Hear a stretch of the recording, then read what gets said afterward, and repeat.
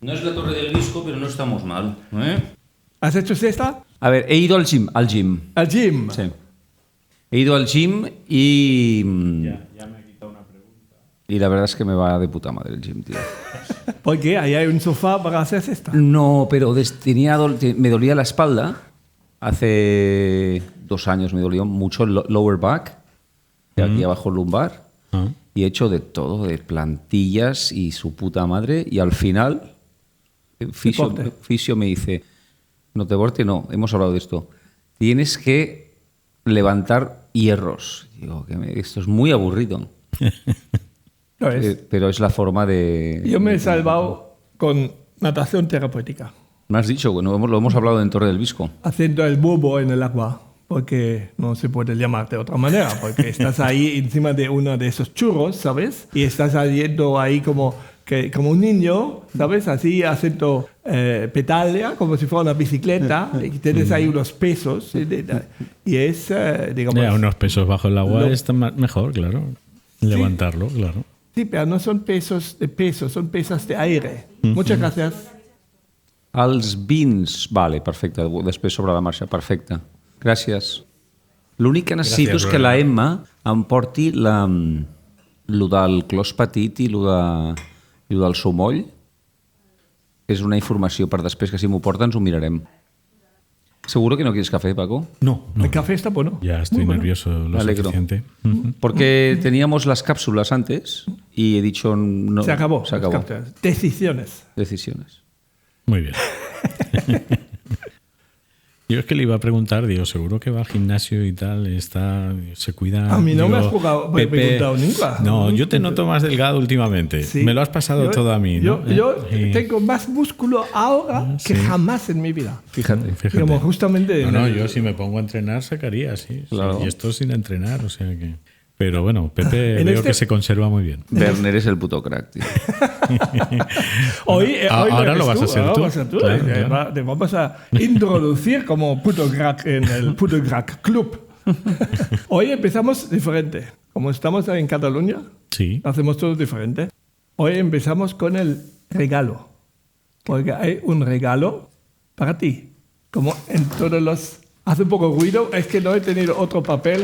Hoy por la mañana ahí está rompe la bolsa. Eso, se oye bien. Se oye, sí. Me encanta. ¿Lo conoces? ¿Has escrito un libro? ¿Te llamas Tomás? Yo me gustaría ver. Este sí que tenía cojones. Sí, ¿no? Muchísimas gracias, amigos. Muchísimas gracias. Léelo. Es curioso. El malogrado de Thomas Bernhard. Thomas Bernhard, famoso escritor, uno de los más famosos. Bernhard es uno de los maestros de la ficción contemporánea. Después de la de Kafka y Canetti, su sensibilidad es una de las más agudas, de las más capaces de imágenes y gestos ejemplares en la literatura moderna. Oye, que yo de cosas raras no entiendo nada, ¿eh? Soy muy payés. Es una novela brutal sobre la ambición. Una meditación sobre el genio, el fracaso, la amistad, la obsesión y la búsqueda de la perfección absoluta en el arte. Es sobre el encuentro con un genio absoluto, que es el pianista Glenn Gould. No sé si has oído de él, un loco perdido, murió 88, algo así, canadiense. Se ha hecho famoso sobre todo por las variaciones de Goldberg. Las variaciones, el Wohltemperiertes Klavier se llama en alemán, no sé cómo en español se llama, de Bach. Y además era muy excéntrico, un loco total que su silla para tocar el piano era de 50 centímetros de altura, porque decía si no hay demasiado peso encima de los dedos. Él incluso en los últimos años no ha hecho conciertos porque ha dicho que no hay nadie que me entiende. Y incluso vivía en Nueva York. Al final ha hecho solo grabaciones, pero las grabaciones hoy todavía lo escuchas y alucinas de la calidad. Y en este libro habla cómo destruye a 2 pianistas, porque claro, si tienes un genio a tu lado, no es spoiler si le digo que justamente el libro arranca porque uno de los, eran 3, vemos eran 3 que iban a este encuentro de clase maestro de Vladimir Horowitz, otro de los grandes maestros, en Salzburgo. ¿Tú eres melómano, Bernd? Mucho. Ah, me encanta. ¿Y especialmente de clásica o general? Yo soy más rockero. Me gusta también el jazz y la clásica también me gusta mucho. La clásica es... lo tienes que currártelo mucho. ¿sabes? Sí. Digamos, lo tienes que escuchar y leer muchas veces, sobre eso. pero es bestial. Pero cuando lo tienes, mira, hay cosas de Beethoven, flipo. Digo, este es el primer rock and roll que había en la historia. Pero hay cosas que... ¿Y si no son alemanes, también te encantan? ¿Qué cabrón? No, por ejemplo, no sé... ¿Te gusta, exacta, te gusta Mahler, por ejemplo? Es mucho. Escucho franceses también, Debussy, eso digamos, lo pasa. Oye, hace mucho calor aquí, tenemos que hacer una solución. Un segundo, por favor. Pero estamos en verano casi. Puesto, sí.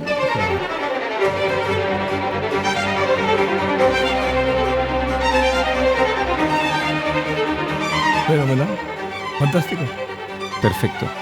Ya veréis que entrará un poco más de fresquito del despacho de Isabel y de Francesc. ¿Tú en tu juventud? Pues no sabía, pero hablemos un poco más de tu pasión por la música. Mira, la verdad, llego a tan extremo. Llego a tan extremo que pienso que a mí la música me ha salvado. Salvado de la locura. Digamos, yo me siento entero gracias a la música. Digamos, mi padre era muy duro y entonces era justamente los finales de los 70 y yo me ponía la música, era cuando Pink Floyd, ¿sabes? Y desaparecí, digamos, entré volando en la música y entonces había Teen Years After, Alvin Lee con Teen Years After, música así. Después venía un grupo que me gustaba mucho, muchos así bastante sinfónicos, digamos, como Wishbone Ash. Pues me chiflaba. ¿Y tocas instrumento? Yo he tocado instrumento porque mi padre era músico, tocaba la clarinete y, en la banda del pueblo de la Selva Negra, y a mí me tocó trombón de barras. Sí. Y me gustaba mucho, y cuando cambiamos el pueblo más cerca de Stuttgart, entonces entré en la banda de ahí. Y este director iba incluso a mi casa, para hablar con mis padres y ha dicho, este niño tiene que estudiar música.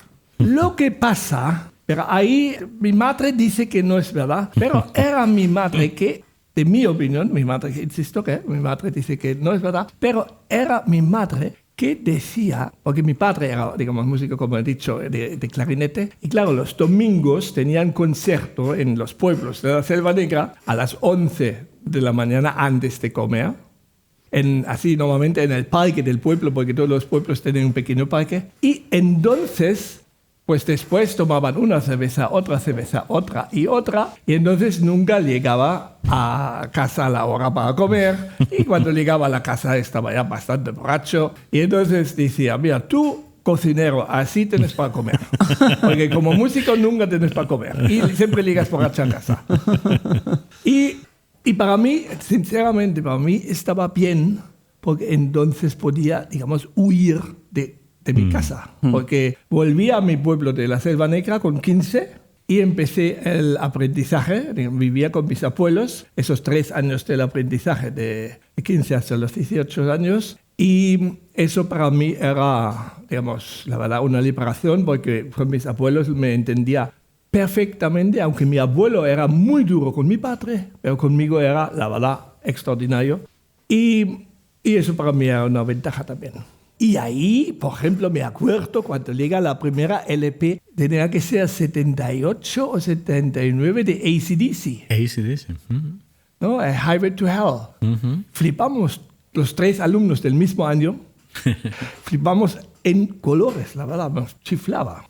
Qué importante que es la música. Ser padre y nadie nos lo explica y lo hacemos fatal.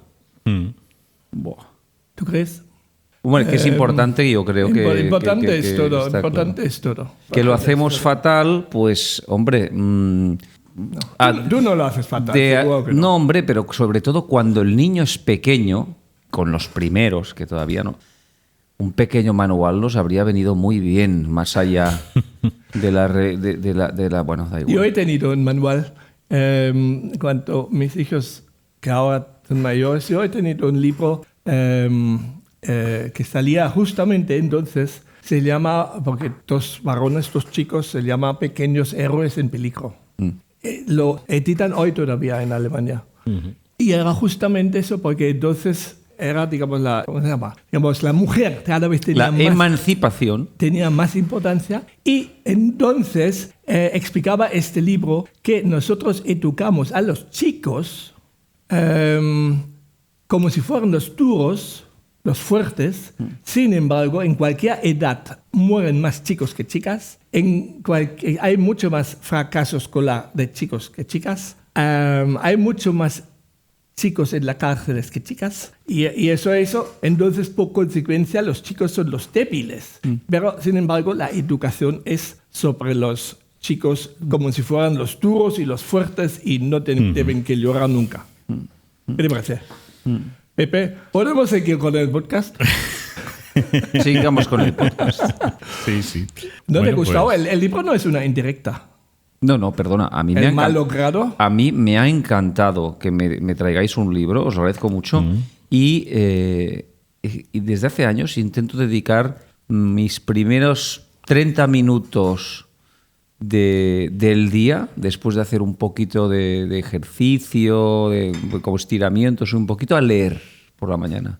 Y aquí puedes ver que tengo un poco de desorden de cosas. Acabamos de encontrar el libro que regalábamos el mes pasado. Curiosa, sí. ¿Cuál era? El de Stefan Zweig. La historia, ¿lo has leído? ¿El mundo de ayer? El mundo de ayer. ¿Es precioso o no? A ver, estoy a la mitad porque es tan denso y es tan largo que necesitas tiempo. Sí.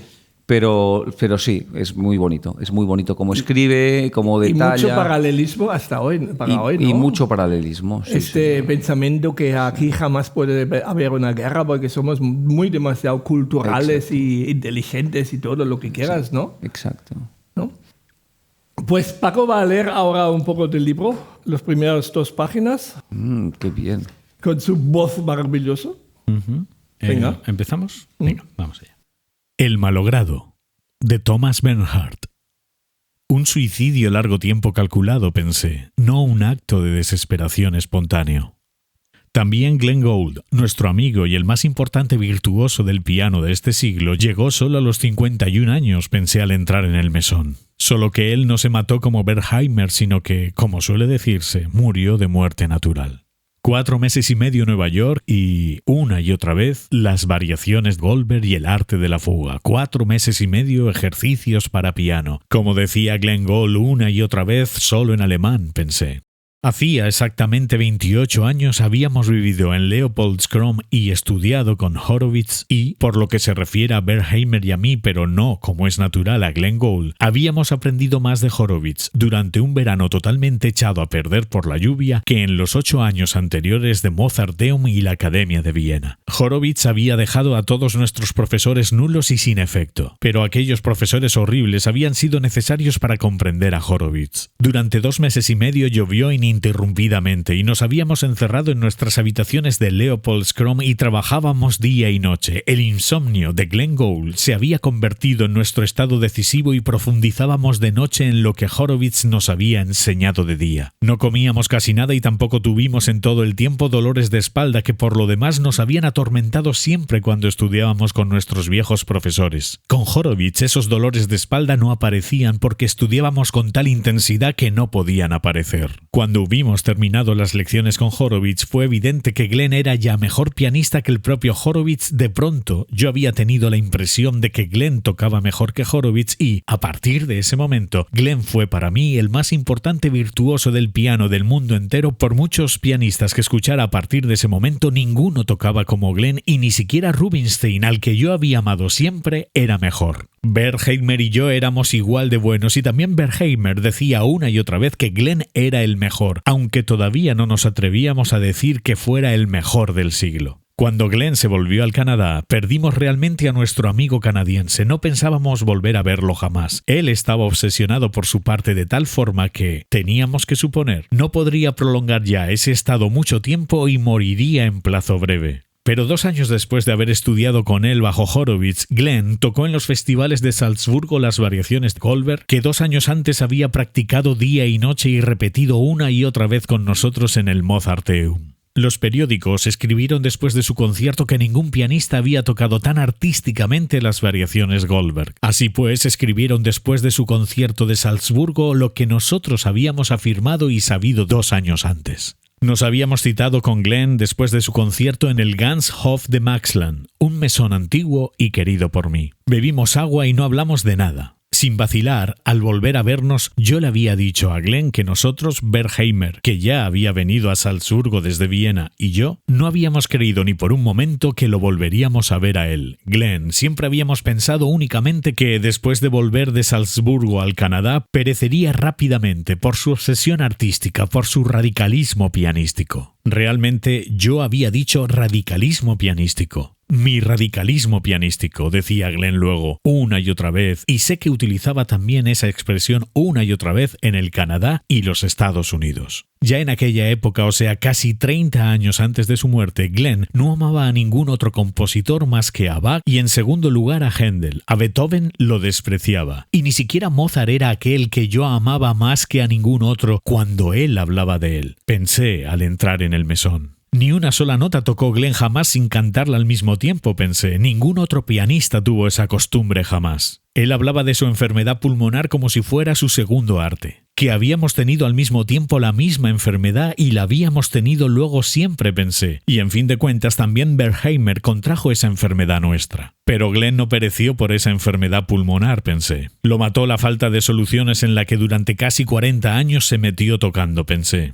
No renunció al piano, pensé, como es natural, mientras que Bergheimer y yo renunciamos al piano porque no lo convertimos en la misma monstruosidad que Glenn, que no salió de esa monstruosidad y que tampoco quiso en absoluto salir de esa monstruosidad. Bergheimer hizo que subastaran su piano de cola Vossendorfer en el Dorotheum. Yo regalé un día mi Steinway a una niña de 9 años, hija de un maestro de Neukirchen, junto a Altmünster, para que ese piano no me atormentase más. La hija del maestro echó a perder mi Steinway en el plazo más breve y a mí el hecho no me dolió, al contrario, observé aquella destrucción estúpida con perverso placer. Bergheimer, según decía él mismo una y otra vez, había penetrado en la ciencia del espíritu y yo había iniciado mi proceso de atrofia. Sin la música, que de la noche a la mañana no pude soportar ya, me atrofié. Sin la música práctica, la teórica había tenido solo en mí desde el primer momento un efecto devastador. En un momento había odiado el piano, mi propio piano. No había podido oírme ya tocar. No quería maltratar ya más mi instrumento. Por eso un día fui a ver al maestro para anunciarle mi regalo, mi Steinway. Había oído que su hija estaba dotada para el piano, le había dicho y le había anunciado el transporte a su casa del Steinway. Yo había llegado a tiempo al convencimiento de que yo mismo no tenía cualidades para hacer una carrera de virtuoso. Le había dicho al maestro y, como siempre, quería en todo solo lo más alto. Tenía que separarme de mi instrumento porque con él no alcanzaría con toda seguridad, como de pronto había comprendido, lo más alto. Y por eso era lógico que pusiera mi piano a disposición de su dotada hija. Ni una sola vez volveré a abrir la tapa de mi piano. Le había dicho al desconcertado maestro, un hombre bastante primitivo, casado con una mujer más primitiva aún, igualmente de Neukirchen junto a Altmünster. Los gastos de transporte correrán como era lógico de mi cuenta. Le había dicho al maestro al que conozco y con el que estoy familiarizado desde la infancia, como también con su simplicidad, por no decir su tontería. El maestro aceptó mi regalo inmediatamente, pensé al entrar en el mesón.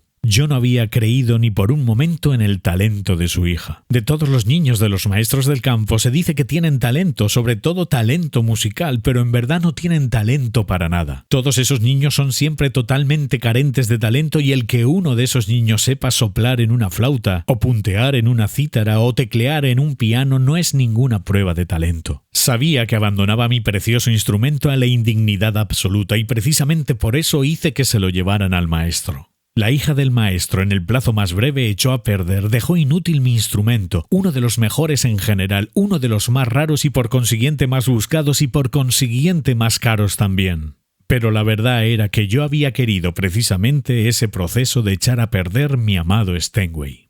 Es que el Thomas Bernhard tiene una mala leche tremenda. Tremenda, ¿no? Tremenda.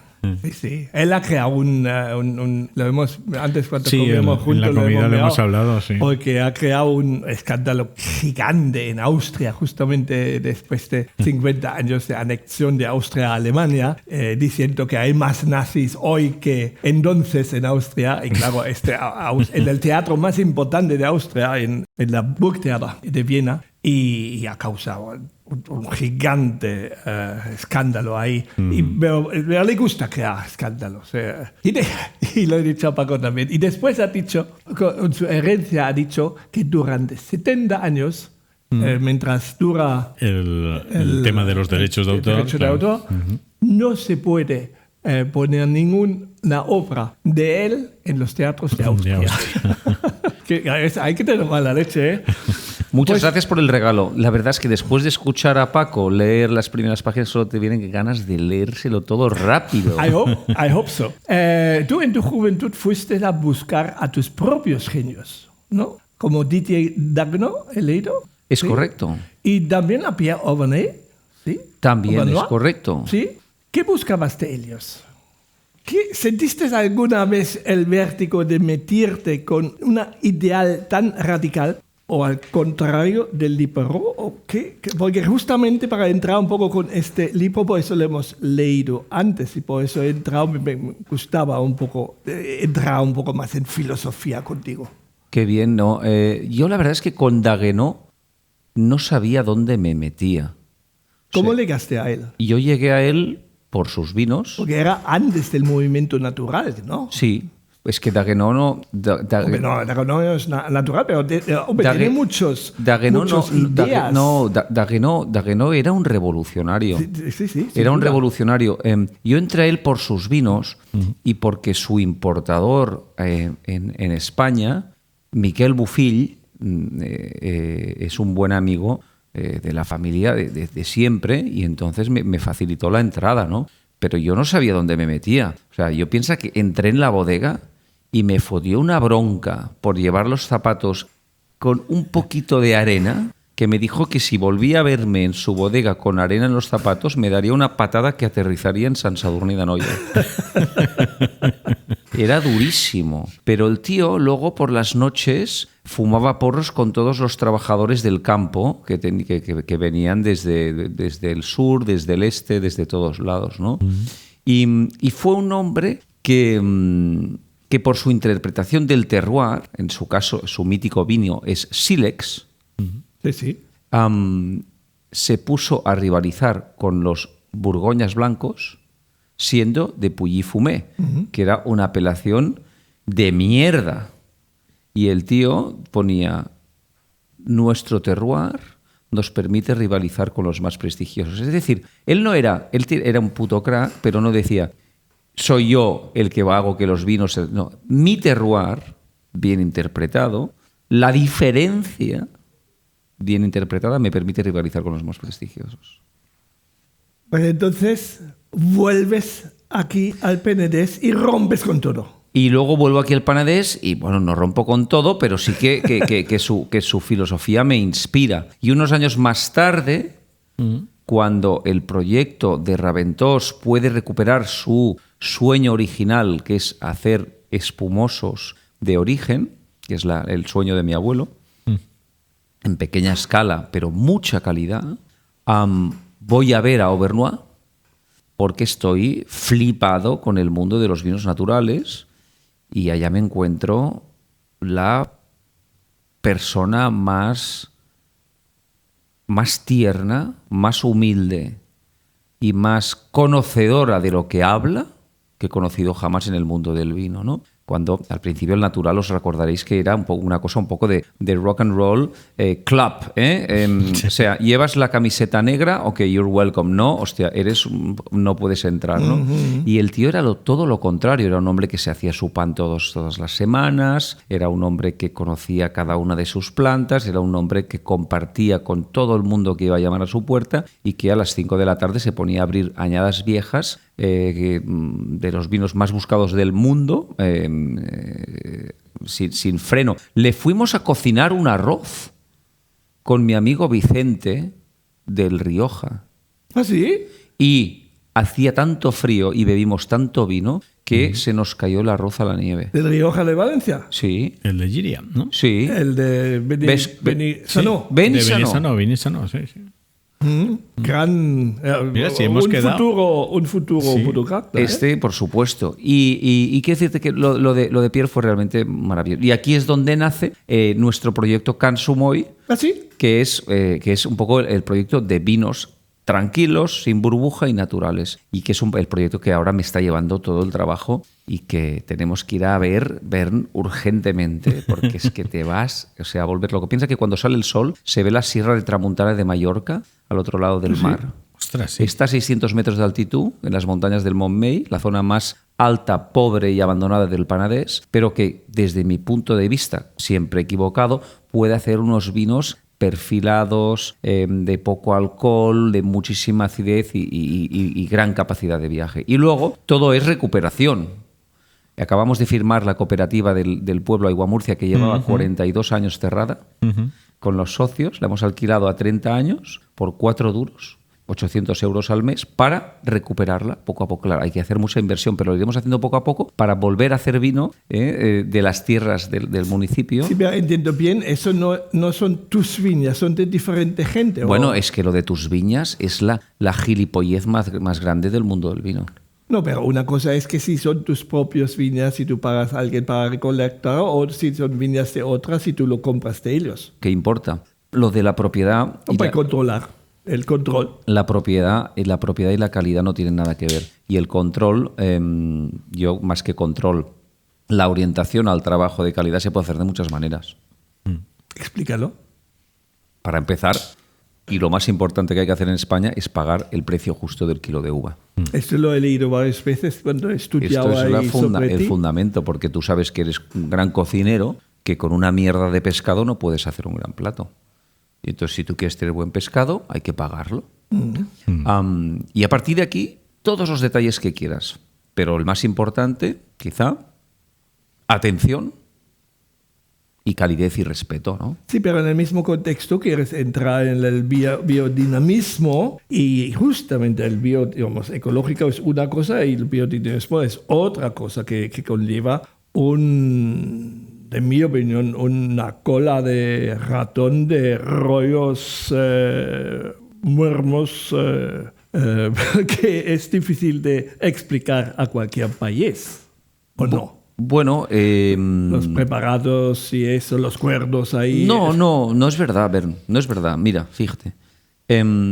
Lo que estoy de acuerdo es que estas etiquetas a veces se utilizan desde una perspectiva muy marketingiana. Y lo que tendríamos que hablar es que tachemos la agricultura industrial. Porque al final, la eco y la biodinámica no son nada más que la ancestral. Entonces, la de toda la vida, ¿no? La de toda la vida. Claro, hay discrepo, digamos, la ecológica sí, pero la biodinámica, digamos, el Rudolf Steiner justamente, digamos, ha introducido muchos puntos. Yo me acuerdo porque cuando yo estaba ahí en Ontalvilla, en el pueblo de Segovia, entonces hacíamos cursos de biodinamismo y me acuerdo de un círculo para hacer digamos, de la caca de vaca, el compost, ¿no? Para crearlo. Ellos, y era flipando, ellos ponían una pizca que entre dedo y el índice pegaba, digamos, lo ponían en un montón de caca que estaba a largo de 1 metro de ancho o algo así. En centro, cada metro ponían una de esos preparatos que tenían. Y la rapidez, cómo se transformaba la caca en una tierra donde te querías tumbar dentro, tan agradable.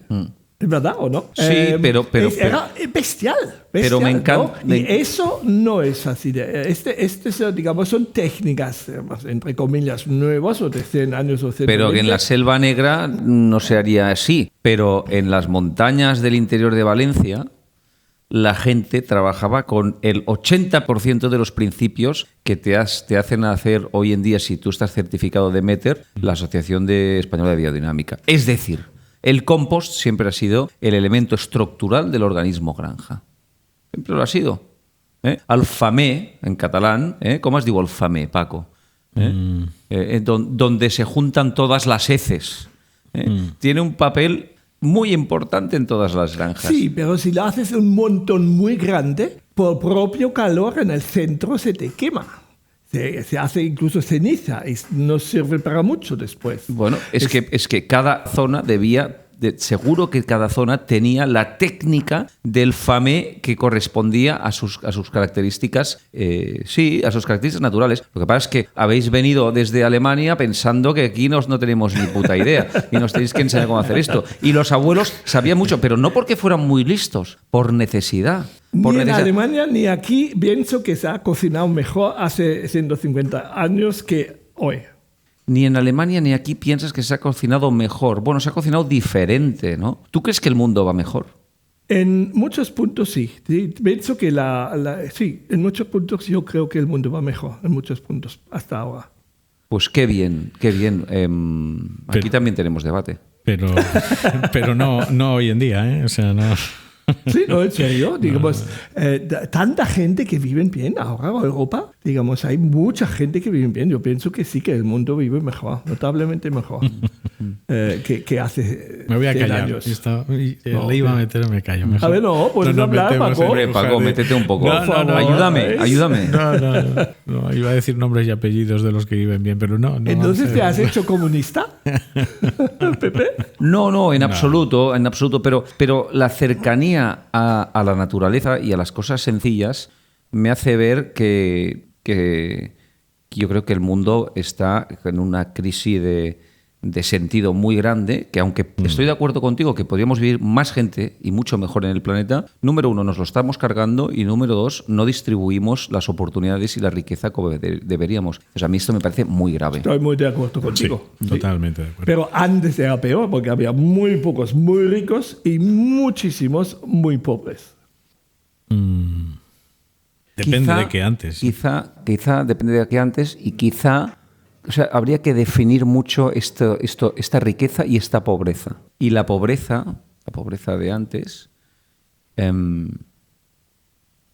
podía darte unas condiciones de vida más duras, pero te podía dar una vida, en muchos casos, más llena. Es decir, la crisis de ansiedad que hay hoy en día, por ejemplo, a nivel infantil, es gravísimo. Sí. Entonces, esto es por poner solo un pequeño ejemplo. Yo no tengo ni idea, pero lo veo pues y lo observo. No que sea provocador, pero antes se morían muchísimos niños. Digamos, a mi abuela misma murieron 4 hijos de los 8 hijos que tenía y sobraban solo las hijas. La más joven es mi madre. Sí, bueno, lo siento mucho ver. Pasa que el tema no es aquí, no es vivir o morir, sino cómo vives. Cómo vives, ¿no? Y cómo pudiendo estamos tan despistados. Quizá.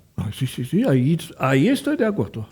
Entonces, no me he vuelto comunista, pero estoy luchando para simplificar. Y no sé qué hacemos los humanos, que nos encanta complicarlo todo. Ahí estoy de acuerdo también. Eso es mucho verdad. Mira, podríamos hilar, ya que hemos empezado ahí casi por el principio, ¿no? Con los que le inspiraban y todo eso. Luego tú marchas a Nueva York. Te vas 5 años. Sí. Fíjate, qué cambio, ¿no? Qué cambio, ¿no? Y ahora precisamente, pues mira, podríamos comparar esos Estados Unidos de antes con los de ahora, ¿no? Correcto. Por lo que estás hablando y cómo ha cambiado las cosas, ¿no? Correcto. ¿Pero por qué te fuiste? Pues me fui porque yo viví el último año de universidad en Arizona vale. Y pasé mucho tiempo en California y descubrí una sociedad acojonante, libre de mochilas. Y siempre quise como pasar tiempo allá, pero luego por necesidad me dediqué aquí a trabajar en casa y demás. Y ya cuando pues pensé que se podía permitir, pues me fui allá con Susana y nuestros 4 hijos a vivir diferente, a aprender a vivir diferente. ¿Y elegiste Nueva York? Y elegí Nueva York porque era como un poco el compromiso. Es, en mi opinión, aunque dicen que es Washington o Boston, no tienen ni puta idea, lo que se parece, o sea, vivir en algunas partes de Manhattan lo que más se puede parecer al haber crecido en München, ¿no? O en Barcelona, Madrid o Bilbao. Y entonces este fue un poco el compromiso, aunque yo soy un poco más de... Me gusta mucho el oeste de Estados Unidos. Y luego, luego Nueva York, Barcelona y vuelo directo todos los días. Entonces esto me permitía coger el vuelo del domingo por la noche y pasar una semana al mes aquí en la finca. En la bodega, en la finca, en la granja familiar y no perder el contacto con el vino, ¿no? Y decías que fue un equilibrio, un yin y yang, lo de Nueva York y el Penedés. ¿Esto dónde lo he dicho? Imagínate. Lo busco. Hay una página, leo. Qué bueno. Jolín, Nueva York y... Hostia, es que muchas veces pienso que lo poco que he leído de sabiduría china es tan simple que es súper potente. ¿Has leído el Tao? ¿El libro del Tao? Lo tengo a mi lado, es uno de los 15 libros. Vamos a hacer un pacto. Vamos a hacer un pacto. Yo me leo El malogrado y tú el Tao. Y luego hacemos un podcast privé con mucho vino, menos café y mucho vino. Eso promete. Eso lo firmamos. Y nos emborrachamos hasta que no podemos más. Sí, que hoy estamos limitados. Así como los pistoleros ahí de estados del oeste de Estados Unidos. Entonces fue por eso. Y bueno, fue una cosa también así familiar, pero... Sí, fuimos para un par de años, pero luego nos acabamos quedando 5 porque pues efectivamente este nuevo mundo nos acogió muchísimo. Los niños fueron a un colegio público que costaba $0 al mes, sin hablar inglés. Y a los 6 meses, con un refuerzo y tal, bueno, los reyes pues lo hablaban perfecto. Y nosotros, a mí no sé, fue un proceso de crecimiento porque estuvimos sin coche, con 4 hijos. En Nueva York. Entonces, evidentemente, si un fin de semana tienes que ir a un sitio, lo alquilabas, pero pues, ¿dónde puedes vivir con 4 hijos sin coche, no? Y nos movíamos con el metro y fue como un poco back to basics. Estuvo fantástico. Alquilamos una casa preciosa, muy vieja pero preciosa, y entonces pues allá pues estábamos súper bien, nos venía a ver mucha gente de aquí y fuimos hasta puse gallinas en el backyard y luego al cabo de poco vino la policía me diciendo que un vecino se había quejado que esto era Manhattan y que allá no se podían poner gallinas. Salió en el Wall Street Journal, esto fue una historia bastante divertida. Me hicieron una entrevista, lo que más les gustó fue el rollo de las gallinas ahí. Uy, mi abuela, en lo que es ahora mi casa, las tenía en la galería. Pero sabes que en España haga falta también tener permiso para... Sí. Tenía una gallina. Pero entonces mi abuela las tenía, fíjate. Es lo que te decía, si volviéramos, ¿no? a todas esas épocas, nos quitaríamos toda la tontería de ahora, ¿no? De verdad. Es verdad que hay que cumplir unas normas y unas cosas, pero... Bueno, este tema, yo no entraría en el tema de los permisos porque en el campo estamos muy fastidiados. Además, porque van en contra de Natura. Las dificultades que hay para poder avanzar en esta recuperación que yo le llamo agricultura tradicional o la masía tradicional, donde animal, hombre y planta viven en armonía en ecosistemas más o menos pequeños, sostenibles, con poca influencia externa y tal, ¿no? Lo que hablábamos un poco cuando hemos tocado el tema de la biodinámica. Pero es verdad que en Nueva York, en Estados Unidos, desde la distancia... Yo creo que aprendí a amar más el Penedès, claro, donde yo había crecido, mi familia había crecido, ¿no? Así la distancia, idea. Claro, sí. me lo idealizaba pasa, más y valoraba más las cosas que tanto echaba de menos y que no cuestan. Cuando vas a una ciudad mirabas para arriba, cosa que antes no habías hecho. Exacto. Y sí, eso es verdad. ¿Y sobre el vino? ¿Cambiaba también tu idea del vino? Sin duda. Sí. A ver, explícalo. Esto sin duda. Es decir, claro, aquí los hombres tendemos a unas rutinas y a unos circuitos que se repiten, ¿no? Entonces, cuando sales de esto, caray, estás en Nueva York y te ves rodeado del mercado del vino más sofisticado del mundo. Es decir, que está entrando vino de todos los productores, del mundo. Grandes, pequeños, de Argentina, de Uruguay, de Chile, de Sudáfrica, pero y luego de de Francia, de Italia, de Alemania. O sea, mira, yo, por ejemplo, el vino alemán que he llegado a tomar en América O sea, no te puedes ni imaginar. O sea, es que me acuerdo, además hacíamos había un tour que había un periodista muy famoso, se llama Terry Cis, que escribía que lo importante del vino es la armonía y no el impacto, y los que no tenemos ni puta idea como cuando yo empezaba, o que ahora sepa mucho, pero que todos buscamos impacto, ¿no? Y no, es la armonía, es el equilibrio. Bueno, un tío que escribía súper bien del vino, y este tío era alemán precisamente, y era famoso por su interpretación de Riesling y de champán. Y entonces a mí me consideraron un champán del Penedès y yo viajaba por toda América con productores de Riesling y de champán. O sea, claro, yo aprendía ya lo que no está escrito, ¿no? Después viajé al NAE y estuve en casa de Exama, con H, Exama, sí. de Harald Exama y su mujer, vecino de Donhoff, el mítico. Y claro, yo, por ejemplo, de Harald, su nivel de precisión yo no he visto en ninguna bodega del mundo. Y era un farmer, ¿eh? También tenían ganado y hicimos una fiesta de vendimia y comimos... Oye, se come... Siempre he querido averiguar qué era aquello. Carne cruda con sal y pimienta y no sé qué más y Riesling, pero como a morir. ¿Era cerdo? Es cerdo. Es, digamos, lo que es el tartar de cerdo. Eso. Esto es muy típico cuanto más al norte llegas. Digo, en Berlín la gente, los trabajadores lo comen por la mañana un panecillo con Hackepeter, se llama eso. Y se hace solo con cebolla y sal y un poco pimiento y nada más, ¿no? Buenísimo. Buenísimo. Nos hartamos y luego con Riesling, imagínate cómo va. Venga a beber. Con Riesling no lo he probado. Pues bueno, claro, ya era la fiesta de la vendimia. El Riesling con la acidez esa que tiene, digamos, es fácil de Yo creo que era Spätlese, ¿eh? Tomábamos todo Spätlese. Hombre, y Nahe era, ¿no? Y exactamente. Y bueno, fue una pasada. Fue una pasada. Aquí me acompañó Susana, me acuerdo. Pero incluso 2005. Spätlese. Hablo ya como los españoles. Gracias. Spätlese. Digo Spätlese. Ay, que digo, oye alguien. Incluso con la Spätlese, digamos, con los vinos un poco dulce. Un poco maduros, sí. La acidez tiene mucha importancia. Bueno, claro. Digamos, claro. El Riesling, la acidez siempre es. Claro. En un buen Riesling siempre es muy presente. La elegancia de la acidez, ¿no? Efectivamente. Y por ejemplo, y esto es algo. Lo mismo. Exactamente. Y luego esto es aquí que la gente no tiene ni idea porque te dicen, no, yo no tomo cava porque es muy ácido. Digo, oye, cambiemos de tema, ¿no? Pero existen diferentes ideas, no diferentes, hay diferentes acideces. Hay acideces que son negativos, digamos, como de limón, ¿no? Digamos, una acidez no necesaria, unas gotas de limón en una salsa, encantado, ¿no? Pero en el momento que exageras. Sí, bueno.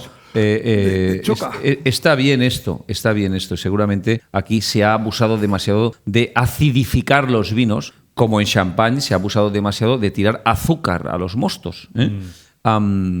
Pero en nuestro territorio el gran reto es encontrar esta maduración ácida, esta maduración ácida. Es decir, sabor y acidez natural a tope, ¿no? Y, digamos, hablo mucho en el champán, digamos, el champán en su momento era la zona más nórdica de Europa de hacer vino y los vinos eran muy ácidos, justamente. La genialidad era de idear esas burbujas y eso cambia todo porque, mira, en el Rif tenemos desde hace muchos años un Bloody Mary.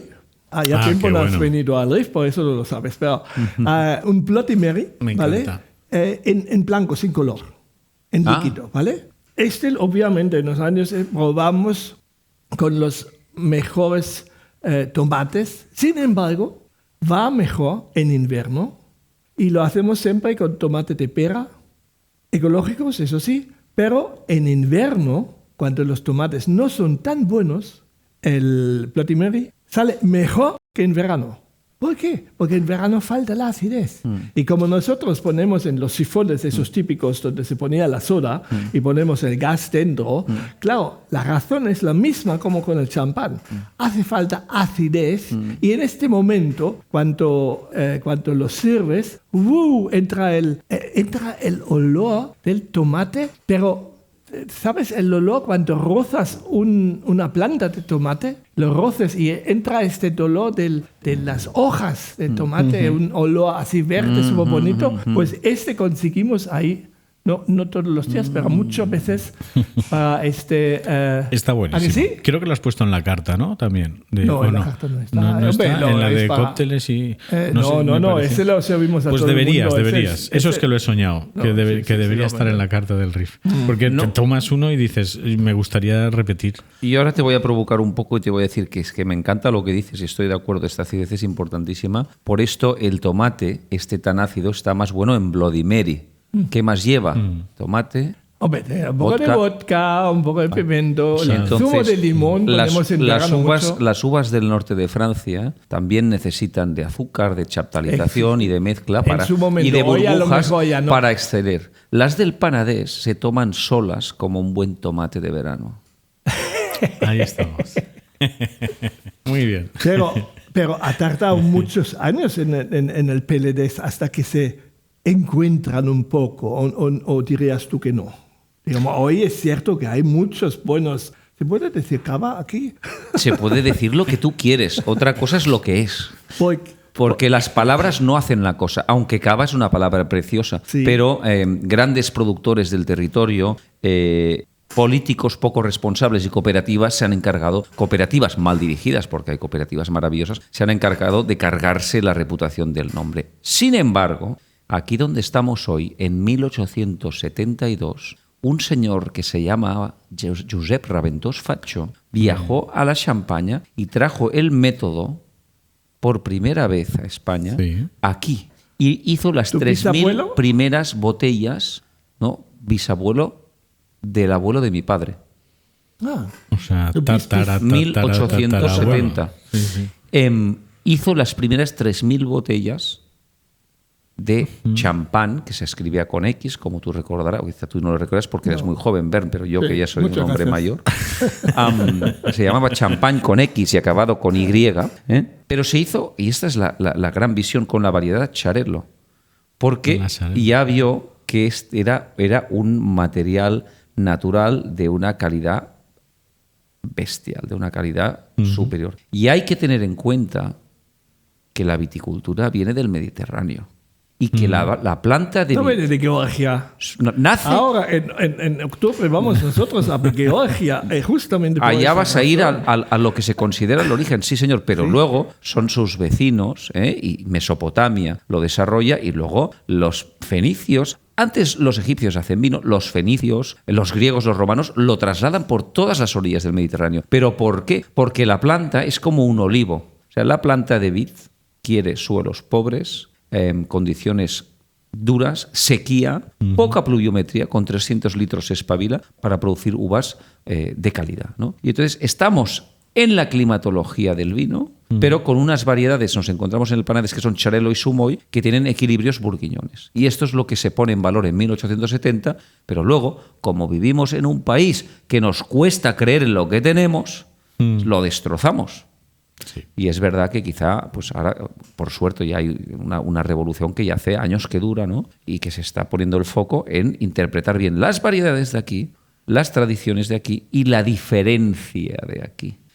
Porque siempre me encanta que mi abuela siempre iba con un Seat Ibiza, porque decía, ¿por qué tenemos que esta manía de ir todos con los coches alemanes? Bernd, que ya lo tenéis allá en muchas cosas fantásticas, pero ¿por qué tenemos que ir con todos con coches alemanes? Tenemos unos Seat Ibiza que funcionan, que a la época no. Porque se llegaba más lejos. Y funcionaban perfecto. Oye, mi abuela iba estupenda, ¿no? Con su Seat Ibiza, ¿no?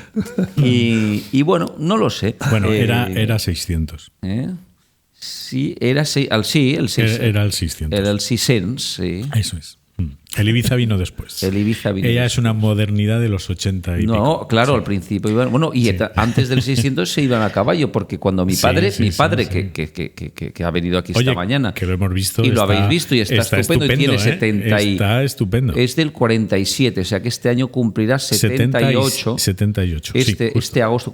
Mi padre siempre me explica que cuando él crecía aquí de pequeño había una docena de caballos que eran los que araban toda la finca, y que él iba al colegio con un carro tirado por un caballo que se le llamaba Vencedor, todavía me acuerdo el nombre. Es decir, que no hace tanto de esto. Sí, no, claro. No, es que cuando yo digo que me encanta arar las viñas emblemáticas a caballo y sueño con que nuestros proyectos y que más gente se apunte, se vuelva a arar a caballo y tengas un tractor eléctrico que te apoye, la gente se cree que estoy volviendo al medievo. ¿sabes? Digo, no, son 50 años que han venido los tractores y lo han arrasado todo. Eso es verdad. Mi padre también iba de Burchasot a Valencia, iba en carro. La huerta valenciana es de lo que más ha resistido este empuje y por amor al trabajo con los animales, donde hay más pasión por la tracción animal. Y de hecho, el experto número 1 en tracción animal de España en este momento se llama Alfred Ferris, que es valenciano y ha estado asesorando muchísimas zonas vitícolas. Ahora está viviendo en La Rioja y vendrá a vivir a Can Sumoy en septiembre. ¡Ole! Porque quiere estar más cerca de Valencia y de la familia de su pareja que están en Barcelona. No, pero aquí está bastante lejos de Valencia. Hombre, comparado con La Rioja estás al lado. Una hora más. Va, romanticismo. Tu abuelo rompió con Cotonou y tú con la Teo de Cava. ¿Es tradición familiar? ¿Romper? Mi abuelo fue invitado a salir de Codorniu. A ver, explícalo un poco. Bueno, porque él era el hombre que vivía aquí en el territorio y amaba una forma de entender el campo que el resto de la familia, que desgraciadamente unían la mayoría, vivían en Barcelona y solo querían cash. Y todos sabemos que la pela es la pela. Y aquí en Cataluña encara més, ¿no? Esto no es así porque es en todos lados. Esto es un estigma que nos tenemos que sacar. Sí. Pero sí, esto fue una invitación. En nuestro caso fue una inspiración. Yo estaba viviendo en Estados Unidos y me decían, don't hate the players, change the game. Y claro, dije, oye, deja ya a los grandes productores que hagan su guerra. Tú que tenéis que unir a los pequeños productores y hacer una guerra diferente. No yo unirme a, me da igual, pero trabajar en equipo, ¿no? Y entonces fui a ver una serie de pequeños productores y dije, chicos, que es que tenemos que hacer una cosa distinta. Pero se me tildó de revolucionario y un poco iluso, porque claro, salir de Cava era como algo muy... No esperaba nadie. Muy de esto. Entonces, y más aquí, claro. Pues justamente con la mucha cantidad de cava que se vende en todo el mundo. Sí. No, y tuvo sus peajes, porque cuando nos desclasificamos hubieron mercados muy regulados, como los monopolios de Suecia, Noruega, Finlandia, Canadá, que si tú producías un vino espumoso español y no era cava, tenías que salir de los shelves. Y sabéis que allá o entras con el monopolio o no puedes vender ni una botella. Eso ¿Y cómo lo has arreglado? Dice el dicho, hay que dar, ¿cómo es esto? Un paso atrás para dar dos adelante. Dos adelante.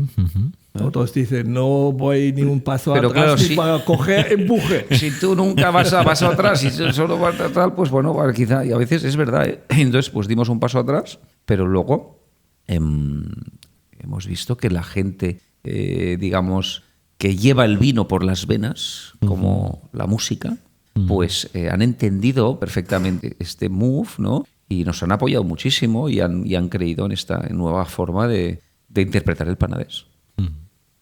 Qué bonito, ¿sí? Entonces, ¿estás contento con este? ¿Lo harías otra vez o incluso más pronto? Claro. Lo volvería a hacer, claro. ¿Qué ha dicho tu padre cuando has dicho que vamos a salir de denominación de origen? Mi padre, como es muchísimo más listo que yo, ha dicho, por supuesto, Pepe, por supuesto. ¿Y cómo no se nos ha ocurrido antes? Sí, la verdad es que sí. Mi padre tiene muchísima visión de la jugada. Entonces es necesario de romper con cosas de tradición y que cosas que funcionan para hacer cosas nuevas. Sí, ¿verdad? Es que... matar al padre, como se dice. Matar al Buda. Matar al Buda. Dice, hay uno más bonito, que es cuando cierras una puerta se abre una ventana, ¿no? Pero como que nos da miedo cerrar aquella puerta, porque no se puede cerrar. Y luego la cierras y no pasa nada, porque acto seguido se está abriendo una ventana o dos o tres que ven a sitios diferentes. Y no estoy 100% seguro si esa ventana se abre. Pero bien. No, por esto no cierras la puerta. Ya, claro. Porque esas son teorías y cuando no surge no hay nadie que te salva. Pero...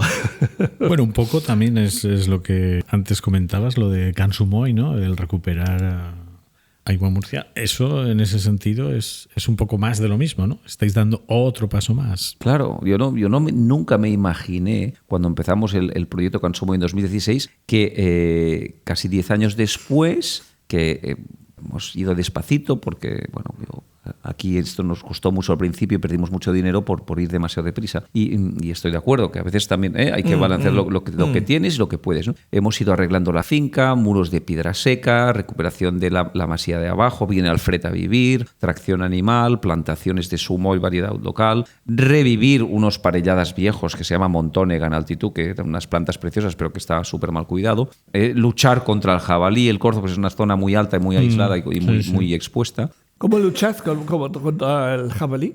Mira, lo más eficiente, pero que vale dinero, es vallar con una valla que entre en profundidad para que no pase por debajo y suficientemente alta. Esto baja profundidad para el jabalí y suficientemente alta para que el corzo no salte por encima. Son unas vallas cinegéticas, las que hay en los parques nacionales. Y luego dentro tener mastines, que es un perro que se hace al sitio y protege. Como los rebaños de verano, claro, que el mastín se hermana con las ovejas.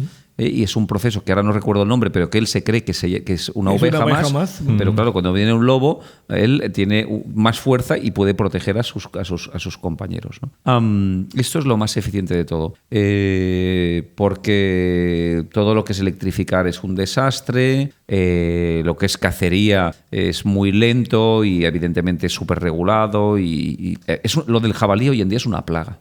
Entonces es muy, muy complicado de solucionar.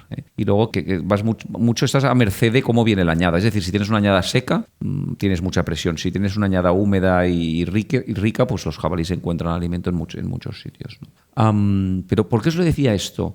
Porque lo que no me imaginaba es que después de hacer estas cosas recuperaríamos una cooperativa modernista de César Martinell, pequeña para hacer 250.000 litros, pero preciosa. He visto fotos, he mirado antes. Digo, ¿qué es? Con los habitantes del municipio, del pueblo, que son gente que trabaja al campo, y en equipo tenemos la ilusión de, recuperando variedades locales, es decir, plantar más sumoy, plantar más charelo, plantar más macabeos, y arrancar lo que plantamos mal guiados de fuera, pensando que sería mejor, cultivarlos bien, es decir, rendimientos justos, en orgánico, en ecológico, por supuesto, precios de uva justos, y luego vinificarlos en la cooperativa del pueblo, del que somos, vale, la hemos alquilado, pero en el que nos sentimos un socio más.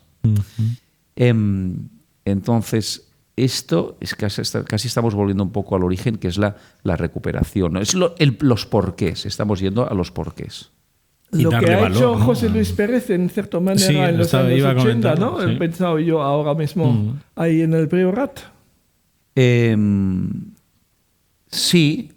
Porque un punto importante de José Luis también era pagar las uvas, siempre que se trataba de calidad, a buen precio. Pues por supuesto, ¿no? Y además, es decir, yo la parte de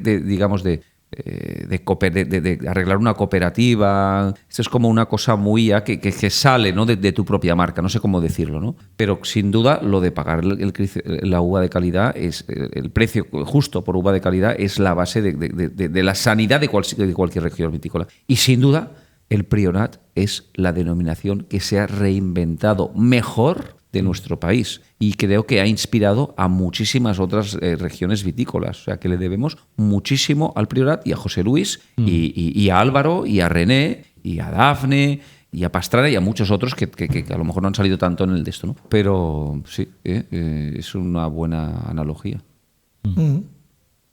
Que por cierto, pues ahí está el podcast. El podcast, hace el poco podcast. Creo que era lo dijimos el otro día, el 39, creo que era. Y sí. ¿Cuál era este podcast? Hicimos con Sara y con José Luis y con Monse. Sí. Creo que era el 37 y el 39. ¿Y lo hicisteis? ¿Os fuisteis al Priorat? Fuimos allí, claro, a Mas Martinet. Nosotros somos los románticos. Claro. Qué guay. Nos encanta. ¿Cómo hay que hacerlo? Hombre, el que hicimos en Torre del Visco me encantó, que allá también haces mucho. Ahí falté yo. Cogí COVID y no pude ir, sí. Oye, pero hay que decir también, en cierta manera, porque estamos aquí. Porque yo estaba invitado, además con escrito personalizado para mí, a este día de hoy, porque hoy tienen una fiesta y ha invitado a gente importantísimo, ¿no? Sí. Importantísimo de la gastronomía de Cataluña. Yo diría a muy buenos amigos del mundo de la gastronomía que tenemos que ir más de la mano, y yo soy muy patoso y estoy viajando por Nueva York y por Japón, y este era un encuentro que hacía muchos años que tenía ganas de hacer. Y bueno, ha venido el crack de Bernd Noller, ¿le conoces? Del RIF de Valencia, desde Valencia, 3 horas, imagínate qué lejos. Sí, que hoy ha conducido él. Entonces, sí, y entonces para recibirle nos acompañarán pues nuestros amigos del Miramar, de Can Jubany, de las Cols, de las Magnolias, de la Alquimia, de Can Bosch, que es que no me quiero dejar ninguno, pero grandes cocineros y los que no están es porque tenían mañana un evento, los hermanos Roca, mañana tienen un evento de no sé, me ha dicho 1.500 personas, y que les perdones ver que no pueden venir, y algunos más, pero vendrán buenos amigos del mundo de la gastronomía, mayoritariamente de Cataluña. Viene algún amigo italiano, viene algún amigo de Nueva York también, algún amigo del País Vasco, pero en general pues, tampoco te pienses que seremos un centenar, pero 60 buenos amigos nos vamos a reunir para presentar el Clos Petit. El Clos Petit cuenta. Para presentar un máster Serral. Oye, ¿por qué no teníamos el máster Serral nunca en el RIF? ¿No lo vendes en Valencia? Yo creo que... Porque, digamos, no es mentira, pero nosotros, justamente, tu bodega es uno de los muy pocos que siempre Mira, me he traído tenemos. aquí la ficha de este vino. Nunca había visto una ficha tan completa. Nunca en mi vida. Es que mírala. teníamos tanto cariño que queríamos expresar con total transparencia todo el trabajo de detalle que hay detrás de él. Pero ¿qué diferencia el Máster Serral de un Raventós i Blanc de una finca o exacto, de la NIT? Sí. O sea, eso no lo he entendido yo. Raventós i Blanc, que es el proyecto padre, hace 2 tipos de vinos. Hace los vinos que llamamos... ¿Tranquilos? No, todo espumoso. Esto es muy importante. Los tranquilos son Can Sumoy. ¡Hala! Raventós i Blanc, quien hace para hacer espumosos, luego tenemos que hacer tranquilos porque nos arruinamos en los 90. Y entonces empezamos a hacer blanco. Porque los valencianos ya no bebían cava de Cataluña. Exacto. Y entonces, me acuerdo de ese tiempo. Y entonces, los vinos del territorio, que son los que trabajamos del Valle del Río Anoia con viticultores de la zona y nuestras viñas más bajas que producen un poco más y están apoyados más en la arcilla, en el equilibrio, en la fruta, la generosidad, etcétera, etcétera. La acidez, si quieres, se llaman Blanc de Blancs y de Nit. Tú los conoces. Sí, claro. Son nuestros vinos más importantes, los vinos del territorio. Y luego hacemos parcelarios. Entonces, parcelarios son selecciones de parcelas. Por ejemplo, el de la finca Viña dels Fòssils es el que hizo mi abuelo en los 80 y seguimos haciendo, que es el de la cápsula roja. Por ejemplo, el ensamblaje que hace mi padre, Manuel Raventós, de distintas parcelas, ¿no? Esta es su interpretación de la añada, ¿no? El Texturas da Pedra, por ejemplo. Y entonces, cuando yo volví aquí a trabajar en casa, siempre soñé con hacer un parcelario single vineyard, un poco el sílex de Dagenhau, ¿no? Y entonces, después de los estudios de geología, para entender un poco nuestro paisaje actual, después de trabajar en edafología con amigos de Francia y tal, pues más el conocimiento, primero el conocimiento antiguo de maduraciones de la finca, vemos que el Clos del Serral, que es nuestra parcela de Xarel·lo viejo, centenario, suelo original, que no ha estado modificado por los tractores, es la pendiente original de cuando se trabajaba todo a caballo. En la parte alta, mirando a Montserrat, entre el bosque y el lago, madura más lentamente y conserva más ácido. Y hacemos el Mas del Serral. El Mas del Serral es este parcelario más limitado, por esto no habrá llegado, y yo me aseguraré de que la añada 2014 se presente a la catedral de la gastronomía de mi amigo Bernd, por supuesto, y buscaré también alguna añada, alguna botella del 13, porque el 13 es una añada increíble, que de ciclo de vegetación muy, muy alargado, con unas maduraciones fenomenales. Y hoy presentamos el Clos Petit, que es la parte más pequeña, íntima y superior del Mas del Serral, que en 2014 ya por primera vez hicimos un ensamblaje de Xarel·lo, 2/3 partes de Xarel·lo, 1/3 parte de Sumoll. Allá había unas terrazas con una variedad que se llama Bastard Negra, que es el bastardo nero sardeño, que me encanta, pero como visionamos y soñamos con un Penedès de Xarel·lo y Sumoll solo, para dar el protagonismo a los valles, a los pueblos y a las parcelas, no a las marcas, a los valles, a los pueblos y a las parcelas, hay que simplificar el discurso varietal. Aquí es una zona tan buena que se ha plantado de todo. Y si no simplificamos, esto nunca será grande. Esta es nuestra humilde visión. Entonces, hoy presentamos el primer Xarel·lo Somoy. El Somoy es una variedad que, si el Xarel·lo es grande, que es lo que vio Raventós Faccio en 1870, esta se ha abandonado porque es más difícil de trabajar, pero todavía es más grande, todavía está mejor adaptada al territorio. ¿Por qué? Porque tiene más acidez. Y tiene un pH, es que es curioso que hemos empezado, ¿no?, hablando de este tema. Tiene un pH en maduración súper bajo. Las plantas tienen un material vegetal muy adaptado a la sequía, al calcáreo, a la climatología de aquí, y por tanto las uvas tienen un equilibrio bestial, ¿no? Claro, con la gente en la época que buscaban grado y se pagaba por kilogrado y todo esto, lo abandonó porque no tiene grado. O sea, esto a lo máximo llegas a 13 grados. ¿Ah, sí? Pero claro, con una acidez bestial, ¿no? Yo digo que es el Nebbiolo catalán, pero tengo más fe en el Nebbiolo, que en este momento quizás son de los tintos que más me gustan del mundo, los Nebbiolos, los Barolos viejos, que me encantan, porque tiene menos alcohol y más acidez, por tanto más capacidad de viaje, más delicadeza, unas notas un poco más tiólicas, parece un poco con rotí, está en un espacio allá entre medio, ¿no? Bueno, hoy por primera vez lo presentamos y es el ensamblaje, y el Somoy aprieta el Xarel·lo y te lo lleva más para allá, más lejos. ¿La tendencia generalmente va a menos alcohol? A ver, esta es una pregunta delicada. La tendencia anti-alcohol a mí me parece muy egoísta y muy poco humana. Y estoy cansado del que se sienta a la mesa y dice, es que yo no bebo, porque mañana me quiero encontrar bien y voy a hacer un partido de pádel. Oye, pues tío, pues no vengas a cenar, ¿sabes? Aburrido. Porque aquí estamos todos para hablar, para juntarnos, para pasarlo bien y tal. Que no pasa nada si un día te encuentras mal o estás haciendo tu mes de detox o un año de detox o lo que sea. Pero que se ha puesto un poco de moda esta pose ultra healthy, que es lo que hablábamos, ¿no? De la lucha del anti-aging y de no sé, todo esto, y luego te vamos todos atabalados. Entonces, parece la tendencia va incluso para beber cada vez menos alcohol, y yo no soy partidario de esto, y ni creo que nunca voy a hacer vinos sin alcohol, que me parece otra tontería tremenda. O sea, tómate otra cosa. Mira, eso para nosotros, yo lo recomendaría, y hemos hablado sobre este tema con Ricard. Sí, hemos hablado, sí.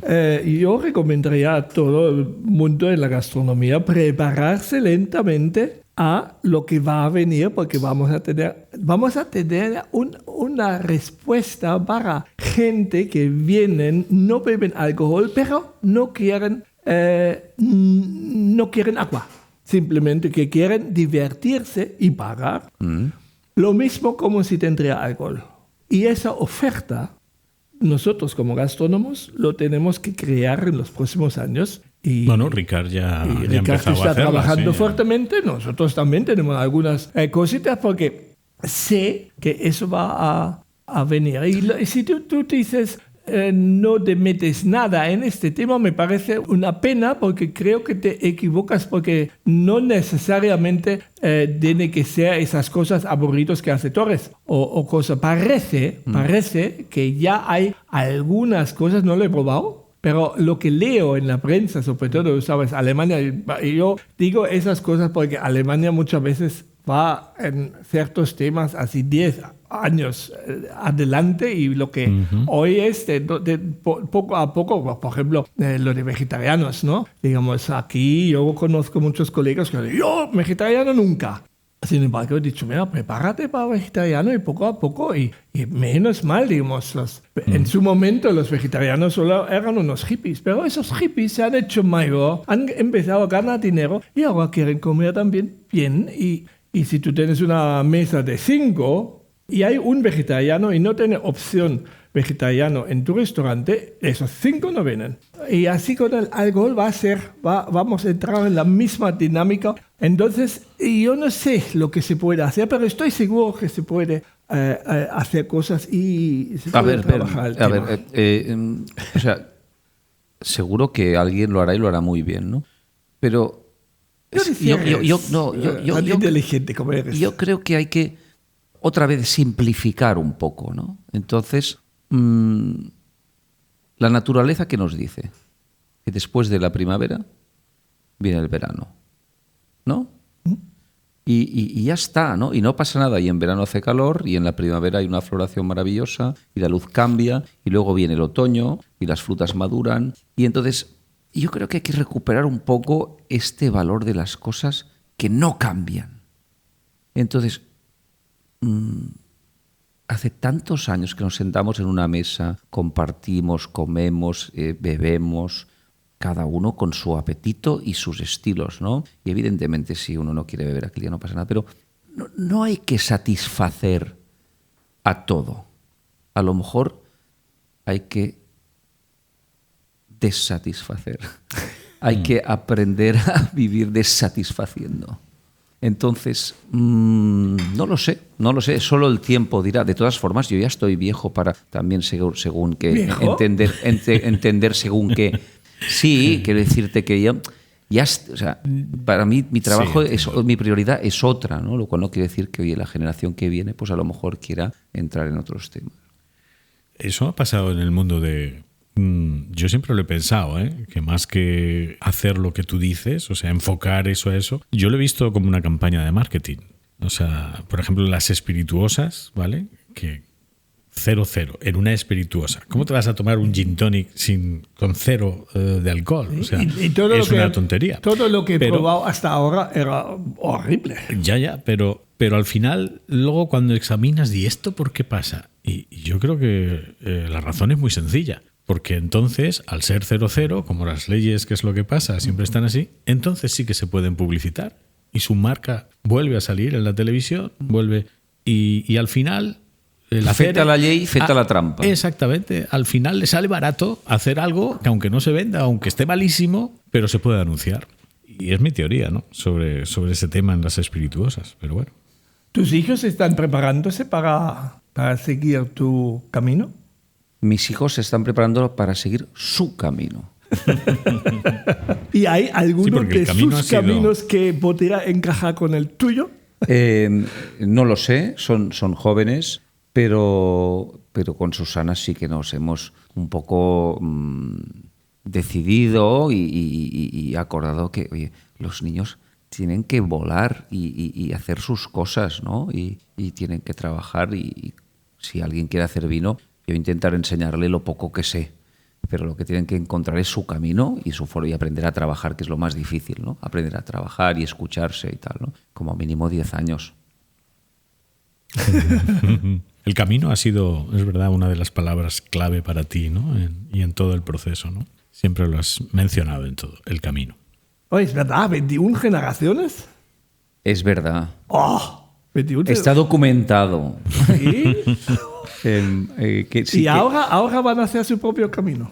Y sí, bueno, es que siempre dices que cada generación también empieza de cero, ¿eh? Hay una energía, hay quizá un cariño, ¿no? que pasa, pero luego también hay unas mochilas que se tienen que vaciar y luego que cada uno nace aprendido. A mí me ha liberado mucho la palabra camino, Paco, gracias por sacarlo, porque en nuestra educación quizá no fue tan dura como la de Bern, pero sí que es este punto de que no eres suficiente, de que más, de que tal, de que el esfuerzo, de que no. Entonces es como que ahí tenemos muchas mochilas. Te pintan como un resultado, que tengo ganas de ver esta ambición, esta novela de la ambición, que un resultado que al final te despista porque es que este resultado te ciega el camino. Y entonces cuando tú te das cuenta que solo es es muy utópico, pero es que así es dar este primer paso lo que cuenta, que es el camino el que cuenta,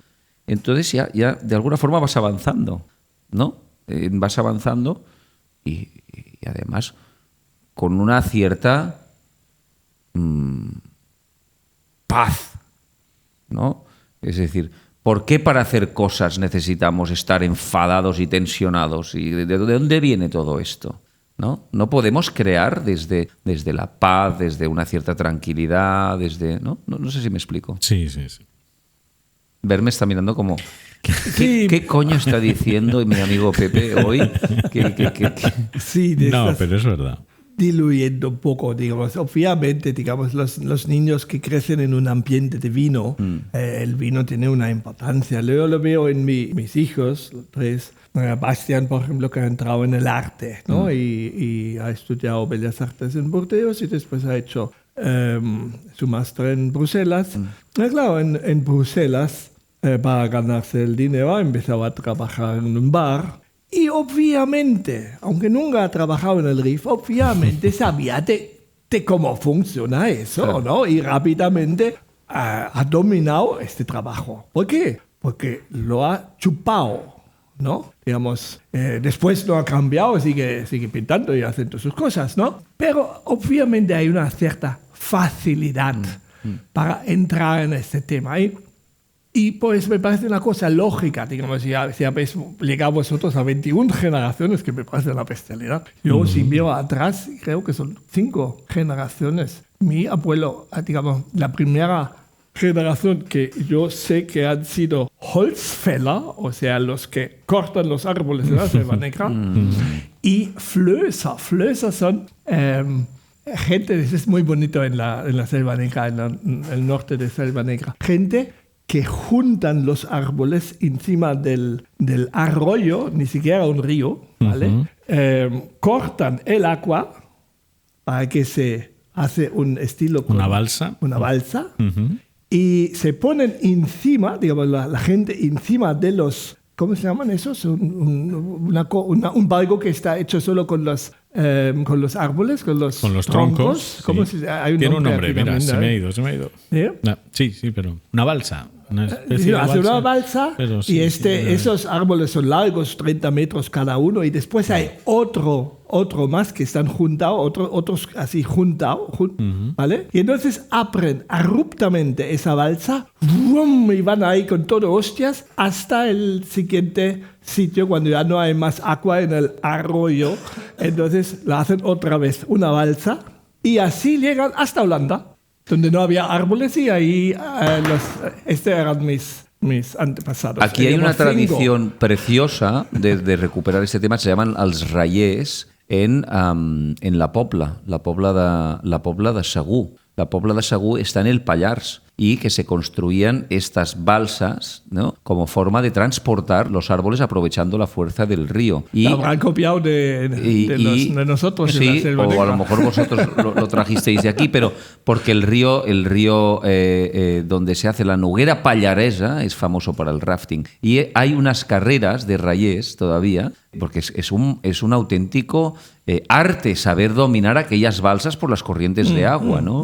Y todavía se han recuperado las corrientes de raiers. Hubo un ministro, Borrell, que era de la Pobla de Segur, José Luis Borrell, y fue un gran, y luego un súper diplomático en Bruselas y tal, ¿no? Y ha sido un gran, uno de los grandes exponentes del defender esta tradición del raiers o de la familia de Bern, de la Selva Negra. ¿Cómo se dice Selva Negra en alemán? Que me encanta. Schwarzwald. Me encanta, sí. ¿Te he contado el chiste eso de la Selva Negra? Cuando estaba en el mercado. Un podcast más, venga. Sí. Cuéntalo. Pues es verdad. Digamos, estaba yo comprando en el mercado, pero ya del mismo sitio, unos huesos de pollo para el caldo y eso, pero ¿verdad? Años. Siempre la misma chica, va a pasar 3 kilos de huesos de pollo. Pero, y nos conocíamos, nos reíamos, hacíamos chistes. Y una mañana ella me dice, oye, por cierto, ¿tú de dónde eres? Y yo, suponiendo que era claro que soy alemán, decía, de la Selva Negra. Y dice ella, ¡ay, y tan blanco! ¿Qué te parece? Hombre, me parece que la Selva Negra, aunque es preciosa y tú te la quieres mucho, tampoco la conoce tanta gente. ¿Cómo que no? Tienes que hacer un poco más de. Tienes que hacer un poco más de pedagogía. No, la Selva Negra es tan famosa como la Coca-Cola. ¿Cómo es esto? Sí, la Selva Negra es famosísimo. Digamos, los turistas que vienen de China o Estados Unidos, donde quieren ir, es Berlín, Heidelberg y la Selva Negra. Bueno, pues esta amiga tuya del mercado de Valencia, sin saberlo, no lo sabía tanto. No, sin saberlo. Bueno, un poco lo que estabas contando, que esa historia me ha gustado mucho, ¿no? Lo de la interpretación del origen, ¿no? Que estábamos hablando de eso, ¿no? Y precisamente en un cuadro de Miró te das cuenta de ello y esa frase es brutal, ¿no? ¿Cuál es? Para ser universal hay que ser radicalmente local. Y eso lleva un poco... La has cogido de ahí, Esto ¿no? es Miró, ¿eh? Sí. Pero Me había quejado antes del Muy Rauca ahí en el rincón. He dicho, bueno, de ese puedes quejarte. ¿Cómo puede ligar una copia tan fea? ¿Sabes? Es que, mira, tienes toda la razón. Esto es que me lo encontré en la calle de Manhattan y le tengo cariño. ¿En serio? Sí, lo sacaba ¿sí? un tío que se estaba moviendo y me lo traje para aquí. Sí, ¡Ostras! sí. Lo tenía un tío abandonado allá en la calle. Pero a mí, aparte de que siempre me ha encantado ir a la Fundación Joan Miró. Un toque kitsch. Recuperador. ¿Recuperador? ¿Sí? Siempre me ha encantado ir a la fundación. ¿Habéis estado en la Fundación Joan Miró de Barcelona? En la montaña de Montjuïc, que es una maravilla. Edificio del arquitecto Josep Lluís Sert. Bueno, es una maravilla de arquitectura combinada con la obra de Joan Miró, por supuesto, y en un sitio con unas vistas a Barcelona y tal. Precioso. Yo descubrí La Granja, el cuadro, en Londres. Sí. Porque fue un exhibit que se ve que fue muy importante porque hasta entonces Picasso era el gran pintor internacional, un poco vinculado aquí, ¿no? Y Miró, bueno, pues fue en esta exposición que se lanzó fuera. Y nada, pues estas cosas que pasan son como momentos, ¿no? Que por el momento como tú estás, cómo recibes, cómo pintas y tal. Y dije, oye, pues claro, es que esta idea es muy potente. Yo cuando fui a Estados Unidos me pensaba que las etiquetas se tenían que poner en inglés y mis amigos de Brooklyn me decían, no, las queremos en catalán. Y variedades locales. Y sabían más de variedades de aquí que mis amigos de Barcelona juntos, ¿no? Estas cosas que, no sé, es como... Sí, y viceversa. Aquí, a mí me molesta cuando aquí cojo una botella de vino español y por atrás está escrito todo en inglés. Me siento... ¿Verdad? Es una ofensa. A mí me parece... Me siento mal. No me parece correcto. O otra cosa que ahora está muy de moda es el by, ¿no? Ay, el by es horrible. El by Paco Cremades, ¿eh? Podcaster by Paco Cremades. Ya lo he quitado, Ah, ¿lo has puesto tú? No, lo he quitado. Me lo ha dicho, me lo reclamó y antes ponía By, la fábrica de audio, y lo he quitado. He quitado el By. Para que duerma tranquilo, Burns. Queda tan feo, ¿no? A mí también. Sí. Pero parece que funciona, si no, no lo harían. No funciona. Es un poco este complejo que tenemos, de que nos pensamos de que queda más guay. Pero no. Sí, a mí me molesta que todo el mundo dice Trump, aunque es Trump. Porque él tiene, digamos, su abuelo es de Alemania, digamos, él es un apellido alemán, digamos, los americanos jamás pronunciarían a mi nombre, mi apellido, digamos, como realmente se pronuncia, ¿no? ¿A qué no? El otro día, Clara, algo así, sí. ¿No? Pero no se esforzarían absolutamente nada a pronunciarlo como y nosotros pronunciamos un nombre que es obviamente alemán, lo trombamos, Trump. Por ejemplo, pero así es con muchas cosas, con los champanes franceses. No nos interesa mucho. Tatasher, aunque Stadinger. No nos interesa mucho saber que Trump alemán. Es inmigrante alemán. Yo huiría del tema. No, lo tienes que decir. ¿Qué vas a hacer ahora si lo van a poner un montón de aranceles en tu... No te lo vas a creer, pero después de esta vendimia me voy a ir a vivir a Nueva York otra vez. Mañana vas, ¿no? Mañana me voy a Senegal. ¿A Senegal? Sí. Mañana voy a Senegal por un pequeño proyecto maravilloso que se llama Fundación Pangea y que estamos apoyando el territorio del Plató de Dande, donde viven 2.000 personas en 7 poblados, sin carretera, sin agua, sin nada. Y es un pequeño proyecto de sanitario, los básicos, sanidad, agua y escolarización. ¿Un pequeño proyecto de quién? ¿Nuestro? ¿Roberto Ciplan? Sí, mío.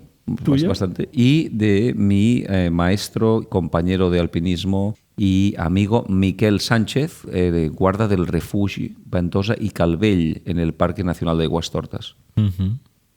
¿Ahí se puede hacer vino? No.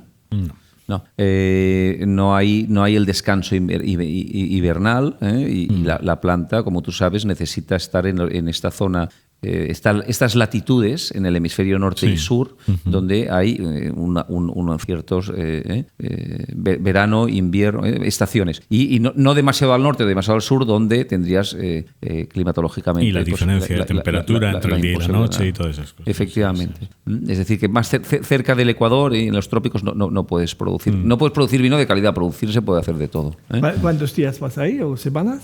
Intentamos... Miguel, mi socio, amigo que este sí que tienes que hacerle un podcast porque es un puto crack. Este estuvo en la primera expedición Everest de España de los años 80 y Miquel ya tiene 70 años. Yo no le sigo escalando, pero es imposible, ¿eh? Yo tengo 20 años menos que él.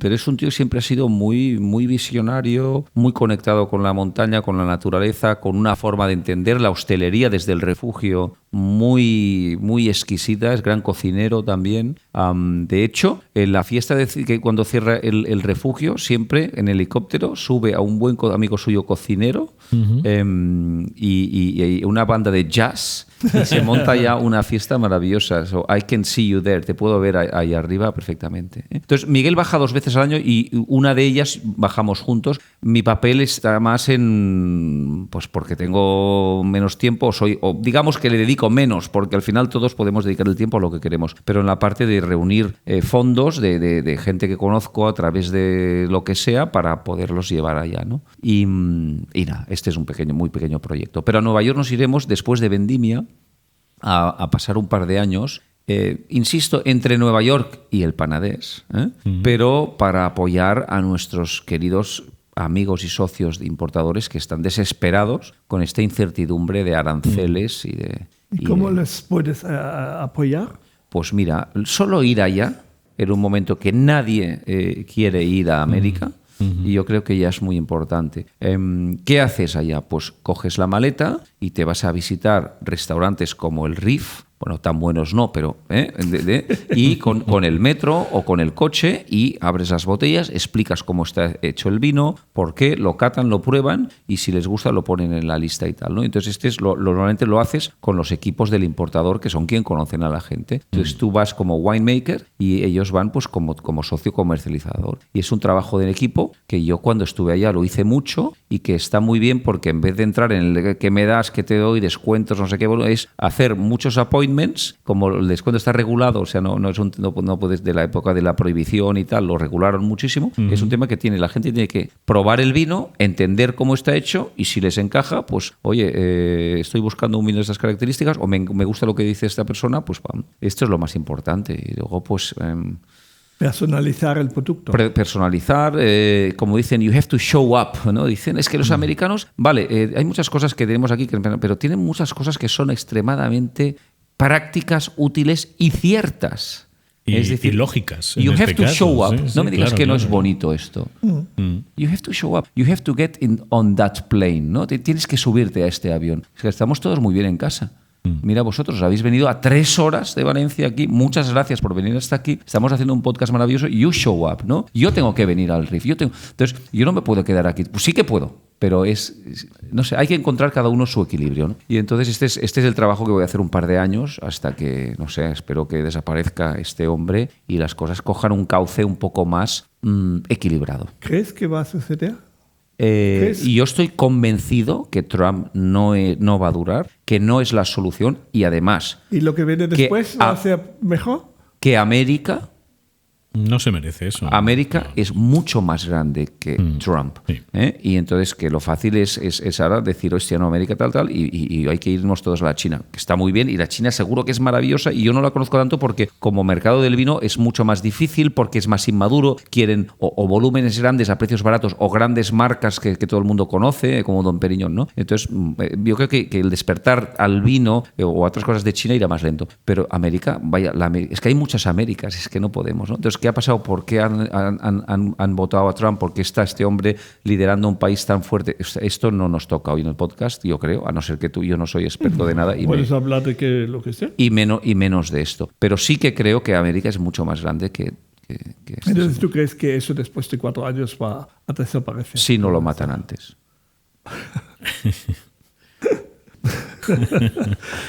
Vale, pues ahí lo seguimos a ver si... No vaya a ser que... Vamos a ir aquí y nos van a matar a nosotros. No vaya a ser que... ¿Y cuánto vas ahí? Después voy a ir en agosto a buscar piso. Tú sabes que ahora en las fronteras están mirando tu yo teléfono si hablas mal de él acabo de si llegar escuchan al podcast. Acabo de llegar hace 15 días, he estado 4 semanas con mi mochila, viajando por esta vez he estado más por la costa este, desde Boston hasta Virginia, pasando por DC, New York, Filadelfia y tal. Y la gente trabaja igual. Sí, no puede. ¿Te chifla? No puede pararse eso. No, en absoluto. En absoluto. A mí me chifla Grecia, a mí me chifla el Pirineo, a mí me chifla el Delta del Ebro. A mí me chifla la Torre del Visco, o sea, a mí me chifla viajar por Alemania, los Alpes, me gusta mucho la montaña como veis y tal, pero bueno, a mí me chifla esto, a mí me chifla vivir allá es muy duro.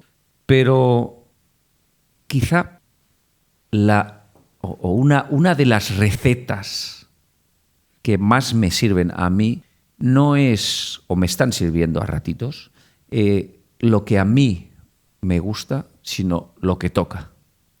Y entonces cuando tú vas haciendo lo que toca, entonces yo creo que todo es más fácil. ¿Quién decide lo que toca? Lo que toca, yo creo que lo decide la vida. El contexto, ¿no? Y entonces tú o te entregas a la vida o estás en resistencia constante, ¿no? Sí, bueno, yo creo que en palabras de Esquirol es la atención. La atención. Y atención en cierto sentido de conexión. Sí. Él dice claridad y calidez, que la claridad podría tener mucho que ver con el sentido común. Y la calidez podría tener mucho que ver con el salir del ego. Es la conexión con el sitio, las personas. Sí. Qué curioso, ¿no? Sí, no, y la verdad yo me he quedado así, claro, el por qué Estados Unidos otra vez y más en la situación que está, pero claro, hay que ver en eso quizás una oportunidad, ¿no? Antes de rendirse ante eso, de decir, pues vamos ahora, ¿no? Es ese paso muy arriesgado y muy valiente, ¿no? También. Sí, y luego la vida también, ¿no? Como te lleva por donde te lleva. A mí me ha llevado lo a pasar fácil sería a lo mejor buscar allá. Otros mercados, ¿no? Bueno, o no, porque nosotros allá hicimos un trabajo y entonces este trabajo, este huerto requiere trabajarlo. Claro. No vas a... Con tus vinos y con tus cavas, con tus pumosos, perdón, ¿has llegado donde querías llegar o cuando camina queda para ti abierto, digamos? ¿O dónde quieres llegar? No esperaba llegar a donde he llegado, pero creo que estoy a menos de medio camino. Sí. Sí. ¿Qué falta? A nivel de espumosos, de Raventós y Blanc, falta mucho trabajo de viñedo. Yo creo que tengo la finca y en general la zona. Podemos trabajar a más del doble de lo que estamos haciendo a nivel de trabajo de suelos, de respeto ecológico, de rendimientos, de trabajo manual, de fallas, interpretación de añadas. Hay muchísimo trabajo de gestión de granja, de gestión de márgenes, de bosques, de biodiversidad. O sea, el trabajo es inmenso. A nivel de bodega, estoy soñando con un proyecto para interpretar las parcelas, es decir, vinificar en depósitos más pequeños, de cemento. O sea, más cantidad de producto para tener menos cantidad de cada vino. Porque era una de mis preguntas, era si con esa cantidad de vino que hacéis es posible llegar a las ideas que tú tienes. Es muy buena la pregunta. No es más cantidad de productos, es depósitos más pequeños y de más calidad para interpretar mejor las diferencias de cada origen y de cada parcela, más simplificación varietal todavía, es decir, más apoyo, más centrados en charelos y en sumois, pagar mucho más el kilo de uva comprado. Estamos en 1,20 € ahora, liderando el precio pagado del territorio, pero yo creo que hay que seguir hasta los 2 y si se puede hasta los 3. Y esto, por tanto, quiere decir hacer mejores vinos y posicionarlos más arriba. Nosotros estamos haciendo 500.000 botellas de espumoso. Es verdad que son botellas, 500.000 botellas cada año, hay que elaborarlas, hay que interpretarlas y hay que venderlas. Pero Louis Roederer hace 7 millones, Moet Chandon 20 y pico, Taittinger 12. Es decir, que estamos mucho más cerca de los pequeños récoltes manipulados, los pequeños growers que llaman, ¿no? Champenois que elaboran a partir de su propia uva, ¿no? Por tanto, yo creo que el tamaño es lo que visualizó mi abuelo, era para dar salida a la finca original. Luego, cuando nos arruinamos, tuvimos que vender 30 hectáreas, entonces es la uva que compramos fuera, que me encanta trabajar con viticultores, insisto, de aquí de la zona. Y por tanto, sí. Pero hay que hacer mucho trabajo y también los vinos tienen que subir de precio, porque todo este esfuerzo de calidad en campo, de pagar mejor el precio de kilo de uva, de hacer mejores vinos, tiene que subir. Pero es que todavía estamos vendiendo a una fracción del champán y esto no tiene ningún sentido. Porque el champán es buenísimo, pero no es mejor. Es diferente.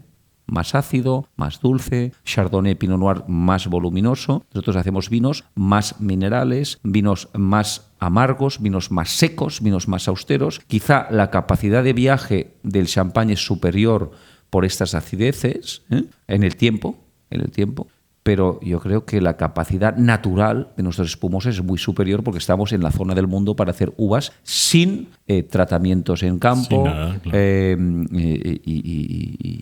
y brut natures, ¿no? Y sin echarle azúcar. Y sin azúcar y tal, ¿no? Entonces hay que ocupar el espacio de la diferencia y el espacio del prestigio. Por lo tanto, hay muchísimo por hacer. Y luego en Cansumoy, no os quiero aburrir, pero es que estamos en la añada número 9, es decir, que no sabemos nada de qué pasa en Cansumoy, de qué pasa en las montañas del Montmell y de qué es lo que podemos trabajar en equipo con estos viticultores maravillosos que estamos trabajando a 600, 700 metros de altitud. O sea, imagínate qué potencial.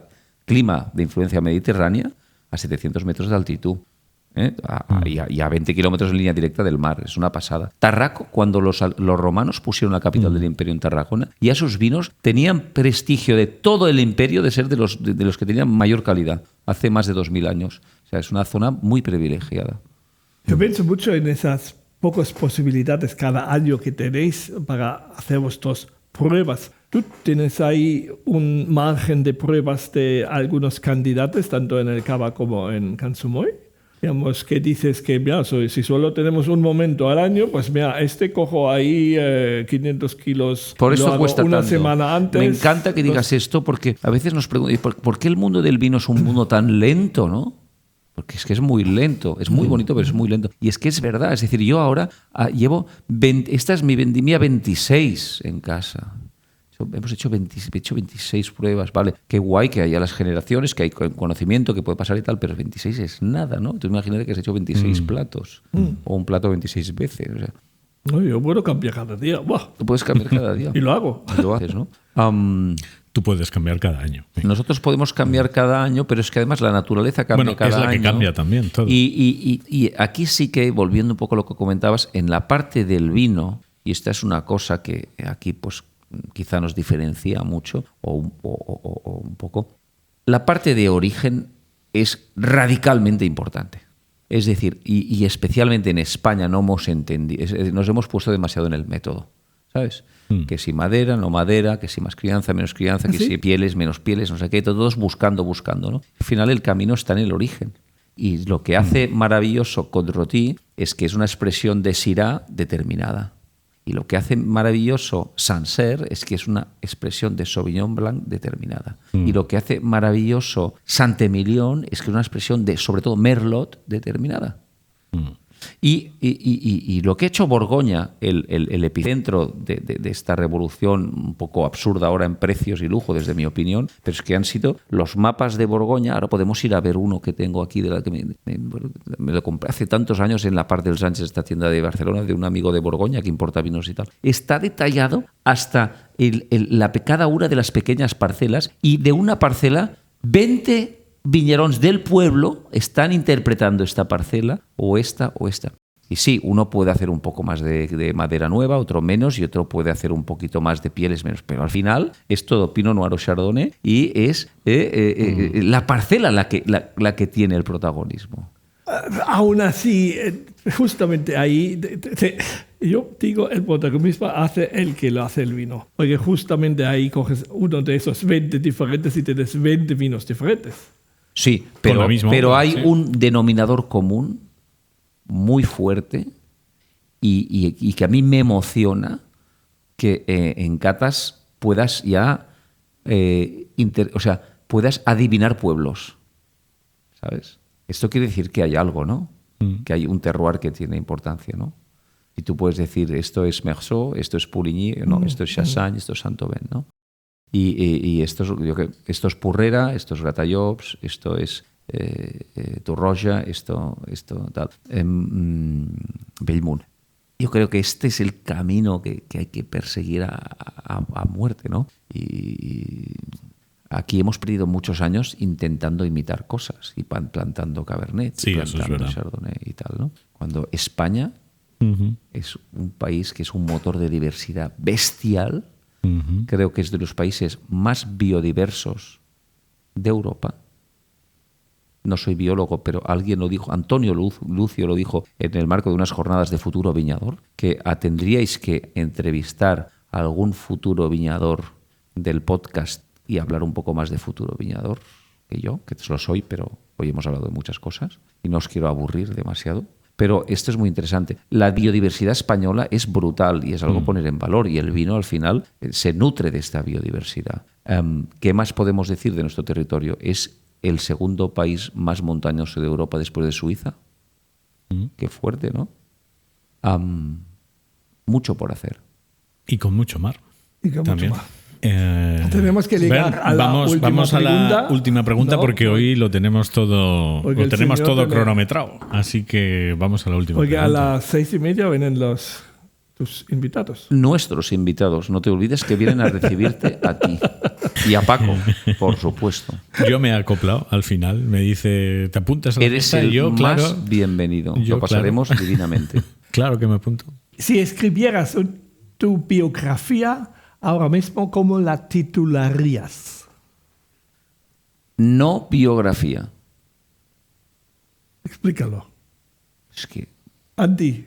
Es que sí, en este momento me sale un anti-escribir la biografía. O sea, en un mundo que, aunque a ti te parezca que mejora tanto, estamos tan jodidos, ¿qué interesa mi mierda de biografía? O sea, no, pero es leamos... es como ponerle el título a tu vida o a tu, no sé, a tu paso por aquí, por así decirlo. Mi vida está por escribir. Lo tendría. Esta podría ser. Mi vida está por escribir. Bueno, por hacerse... ¿Tienes la sensación que no has llegado ni por asomo donde querías llegar? Por supuesto, pero es que además no es que de donde quiero llegar, es que lo importante no es donde yo quiero llegar. Lo importante es que el mundo vaya un poco mejor.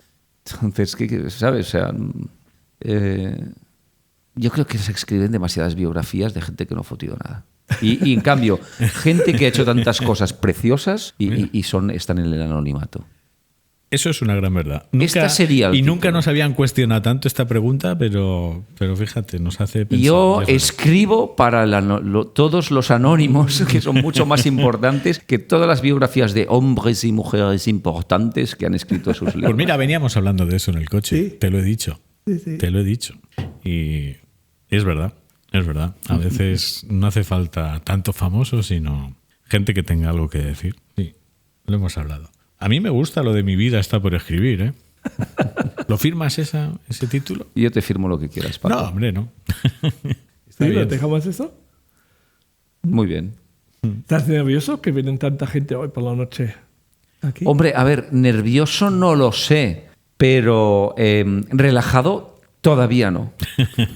¿Qué has preparado? He preparado...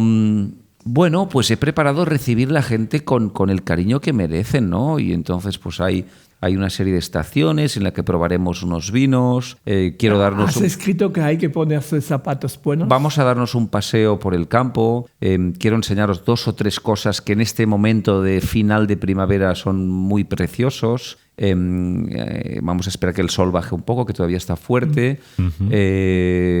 Hablar con los animales y terminar con una fiesta en casa. Vamos a abrir las puertas de casa, que esto es muy, muy bonito, ¿no?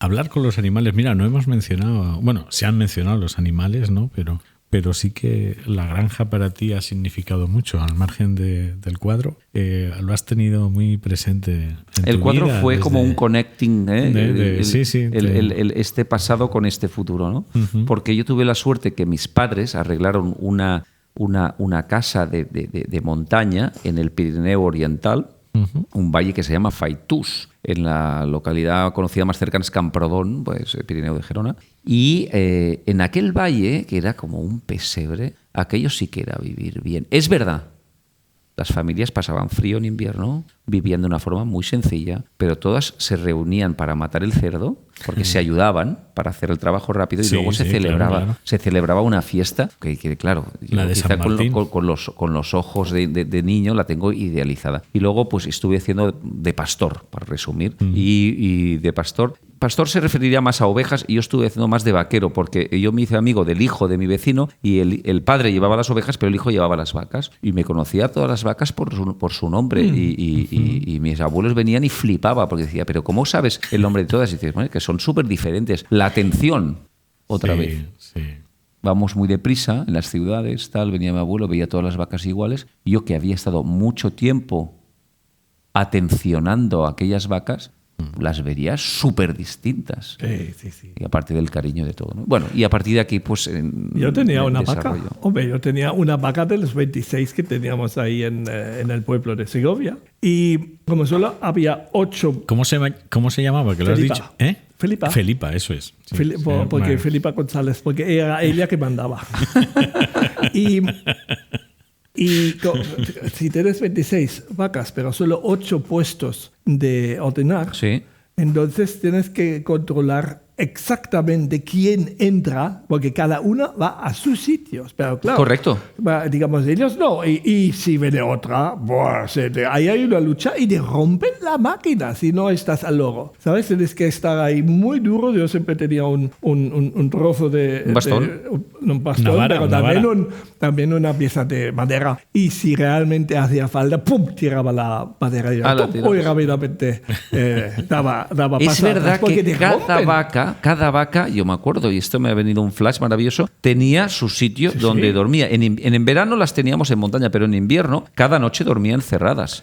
Y cada una tenía su sitio y entraba perfectamente, donde luego les atábamos el collar, les dábamos la cena, la mañana siguiente había que sacar el estiércol, o sea, se trabajaba duramente, ¿eh? Pero no se ordenaba. Y sí, yo ordeñaba, eran vacas de carne, pero en aquel momento, estamos hablando de los años 70, se hacía de todo. Entonces estos hombres vendían terneros pero también vendían la leche. Yo me llevaba la leche a casa de mis padres, con la imagen típica, ¿no?, de antes, ¿no? Y luego poco a poco fue gravitando hacia la carne, porque la leche pues requiere climas con más producción de hierba, etcétera. Y esto, la ventaja que tenía es que los animales iban al monte en verano y crecían de una forma menos costosa, ¿no?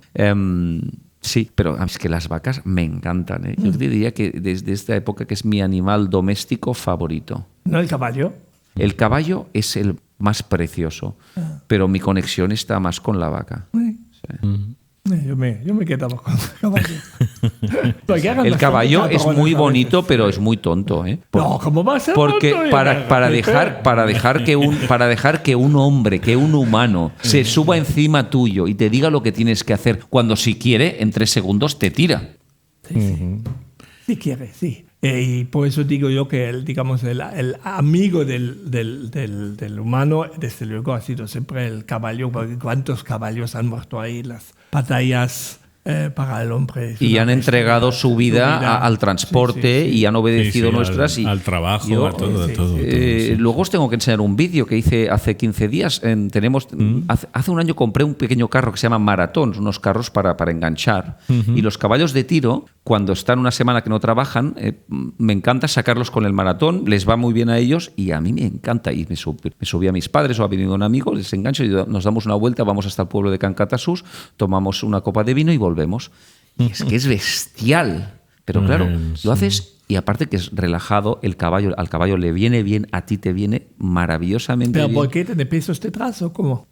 Porque en Valencia tenemos, digamos, ruedas que ponemos detrás con piedras dentro. No, esto es un carro normal. Eso es Un carro normal. Un carro normal. Con 4 ruedas. Eso es una competición. Con 4 ruedas y que se llama maratón porque son carros un poco preparados para ir por caminos, cruzar el río y lo que sea.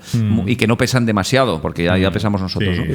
Pero que luego... Y atrás caben 4 personas. Exacto. Sí, el mismo tenemos nosotros. Y luego me venía a cuántas generaciones se ha ido así por el mundo. Miles de años. Sí. Y llegamos nosotros en Valencia, que llevamos, los europeos que lo llevan el caballo a Estados Unidos, porque no había caballos. En Valencia. O sea, era un vehículo moderno para los indios. Claro. Lo que decías tú es lo del tiro y arrastre, ¿no? Que se ha convertido, bueno, eso ya es como un deporte, pero bueno, era un poco cómo se medía la bravura de los caballos y la fuerza que tenían y todo eso. Fría, supongo que lo tenés tú, de caballos. El caballo de tiro es de sangre fría. Le gusta gastar energía. Exactamente, ¿no? era una. No es que y de ahí el concurso y todo eso. A ver, esto es muy bonito, ¿eh? Es decir, el caballo de tiro, que es el caballo de sangre fría, le gusta el esfuerzo. Sí. Es su genética, ¿no? Es como el perro que le gusta, el perro de pastor le gusta rodear las ovejas, ¿no? Mientras el pequeñito, ¿cómo se llaman esos que están de moda? El pony. Los perros. De los perros, el Yorkshire eso que usan también para las ovejas. El pequeñito, eso que va a dar. Sí, está muy de moda sí. ¿Cómo se llama? Soy muy malo con las razas. Sí. A uno pequeño, blanco y negro normalmente. Exacto. Border Collie. El Border Collie. Ve a los conejos como enemigo. Y los mantiene juntos y todo, pero joder, en la vida no se junta con ellos. Esos son enemigos y así trabajan diferente. Me parece curiosísimo. Claro. Trabaja totalmente diferente el mastín leonés que el Border Collie, ¿no? Es Exacto. totalmente otra cosa. Me parece curiosísimo. ¿Y no es bonito el cultivo de esta diferencia? Es importante. Y entonces ahora parece que todo el mundo tiene que hacer de todo, ¿no? Cada cosa, cada momento, cada estación, ¿no? Border Collie, mastín, caballo de tiro, caballo... ¿Qué te quería preguntar alrededor de este tema? De los indios. Bueno, los indios del este no tendrían caballos porque era una zona de bosque. Pero los indios del oeste vivían con los caballos. Y los caballos no eran suyos. Bueno, que tampoco yo no conozco muy bien lo que pasa, pero me ha gustado mucho esto que has comentado de los indios porque siempre me ha parecido muy potente esta filosofía de que la tierra no me pertenece, yo pertenezco a la tierra, por lo tanto la cuido, y cuido de los ríos, y cuido de los caballos, y cuido de la naturaleza, porque es gracias a ella que vivo, y en armonía con ella que vivo, y por tanto mis hijos y mis hijos, y esta es la armonía, ¿no? de lo que nos hemos distanciado demasiado. Bueno, y volvemos a la propiedad. Entonces, ¿qué coño es esto de la propiedad de la uva y todo este rollo? Entonces la controlo y tal. Entonces, ¿qué hacemos con la propiedad? La propiedad quizá la utilizamos para funcionar, pero no nos la creemos. La utilizamos sin creérnosla. Cuando veníamos ahí, decía Paco, ¡hala, qué fincas más preciosas hay ahí! Digo, sí, es gracias a las leyes de herencia, porque aquí en Cataluña, el mayor. Mientras mientras en otras zonas se reparte todo entre los que hay y así estropeas. Claro, este sistema en Cataluña obviamente es injusto para los que vienen detrás, pero justo para la prosperidad, digamos, de un pueblo, ¿no? Y ahí se ha beneficiado Cataluña con este sistema como país. Me has tocado la fibra sensible, estoy a punto de llorar, me estoy emocionando. Qué listo eres, Bern. Qué cabrón. No, te lo juro, cuando yo te he dicho que la propiedad la utilizamos pero no nos la creemos, nunca había pensado en el link que podía tener con esta tradición agrícola, que al final es una preservación de la tierra. Claro. Utiliza la propiedad para preservar la tierra. Claro. Y han sido los indios los que nos lo han dicho. Esta es la atención, esta es la conexión con la realidad, con lo que tenemos alrededor y tal. Esto ha sido un momento Joan Miró, muchas gracias. Qué cabrón. Cuando me pregunten esto en Nueva York, con esto diré, mi amigo Ver me enseñó en su podcast El Puto Crack, con Paco número Cremades, 76. Número 76, que a raíz de nuestra conversación, la propiedad se utiliza pero no se cree. Pues así lo dejamos, ¿no? Sí, porque ya, hasta donde porque Pepe veo quiera. ahí pasando. Nos tenemos que ir a poner unos sí. pantalones más frescos porque vamos a pasar calor. Ostras, pues eso no... Porque pasan ahí montones de coches, estarán ya toda la gente aquí. Bueno, pues lo terminamos. Terminamos. Venga, ahora vamos pues, a beber por fin. Pues es verdad que hoy, excepcionalmente, estamos, claro, no hemos durado tantas horas, estamos bebiendo agua en este podcast. Esto es casi antinatura para nosotros. Que lo sepas. De aquí. Que lo sepas. Muchas gracias por haber venido hasta el Penedès. No, gracias a ti. Desde tan lejos Valencia y aún más lejos la Selva Negra. Y muchas gracias por estas horas de conversación, de aprendizaje. Me lo he pasado pipa. Muy bien, pues igualmente. Como aquí se ha hecho un duelo, lo vamos a aceptar, ¿no? De quedar otro día y poneros a debatir aquello que habéis dicho antes. Otra vez, sí. Entonces, y además ahí con otros caldos, pues entonces lo haremos. Bernia sabe que siempre está invitado en esta casa. Eso de emborrachar, eso habría que hacer, ¿no? Digamos, hombre, ya no podía más. casi. Tú no necesitas invitación. Casi me gusta mucho conseguido. el Casa Meva es Casa Teva si es que ya casa de algú. ¿Lo conocéis? Hay una película, sí. una película y una canción. Hay una película española porque, digamos, eso de decía mi casa es tuya, eso es muy español. Sí. Lo pasa, los alemanes lo cogen en serio. Hay no sé cuál es, pero en una película lo he visto que de repente hay dos alemanes. No, has dicho que tu casa es mía. Digo, aquí estamos. Y claro, y llegan justamente en el momento menos adecuado. Y es súper divertido porque los alemanes lo cogen en serio, de verdad. Sí. Pues, ¿Has terminado ya? No, vamos a terminar. ¿Termina? Vamos a terminar. Pues esto ha sido el Puto Crack Club número 76 on tour desde Raventós y Blanc. Y Cataluña. Muchas gracias, Pepe Raventós, por abrirnos tu casa. Muchas gracias. Gracias a vosotros.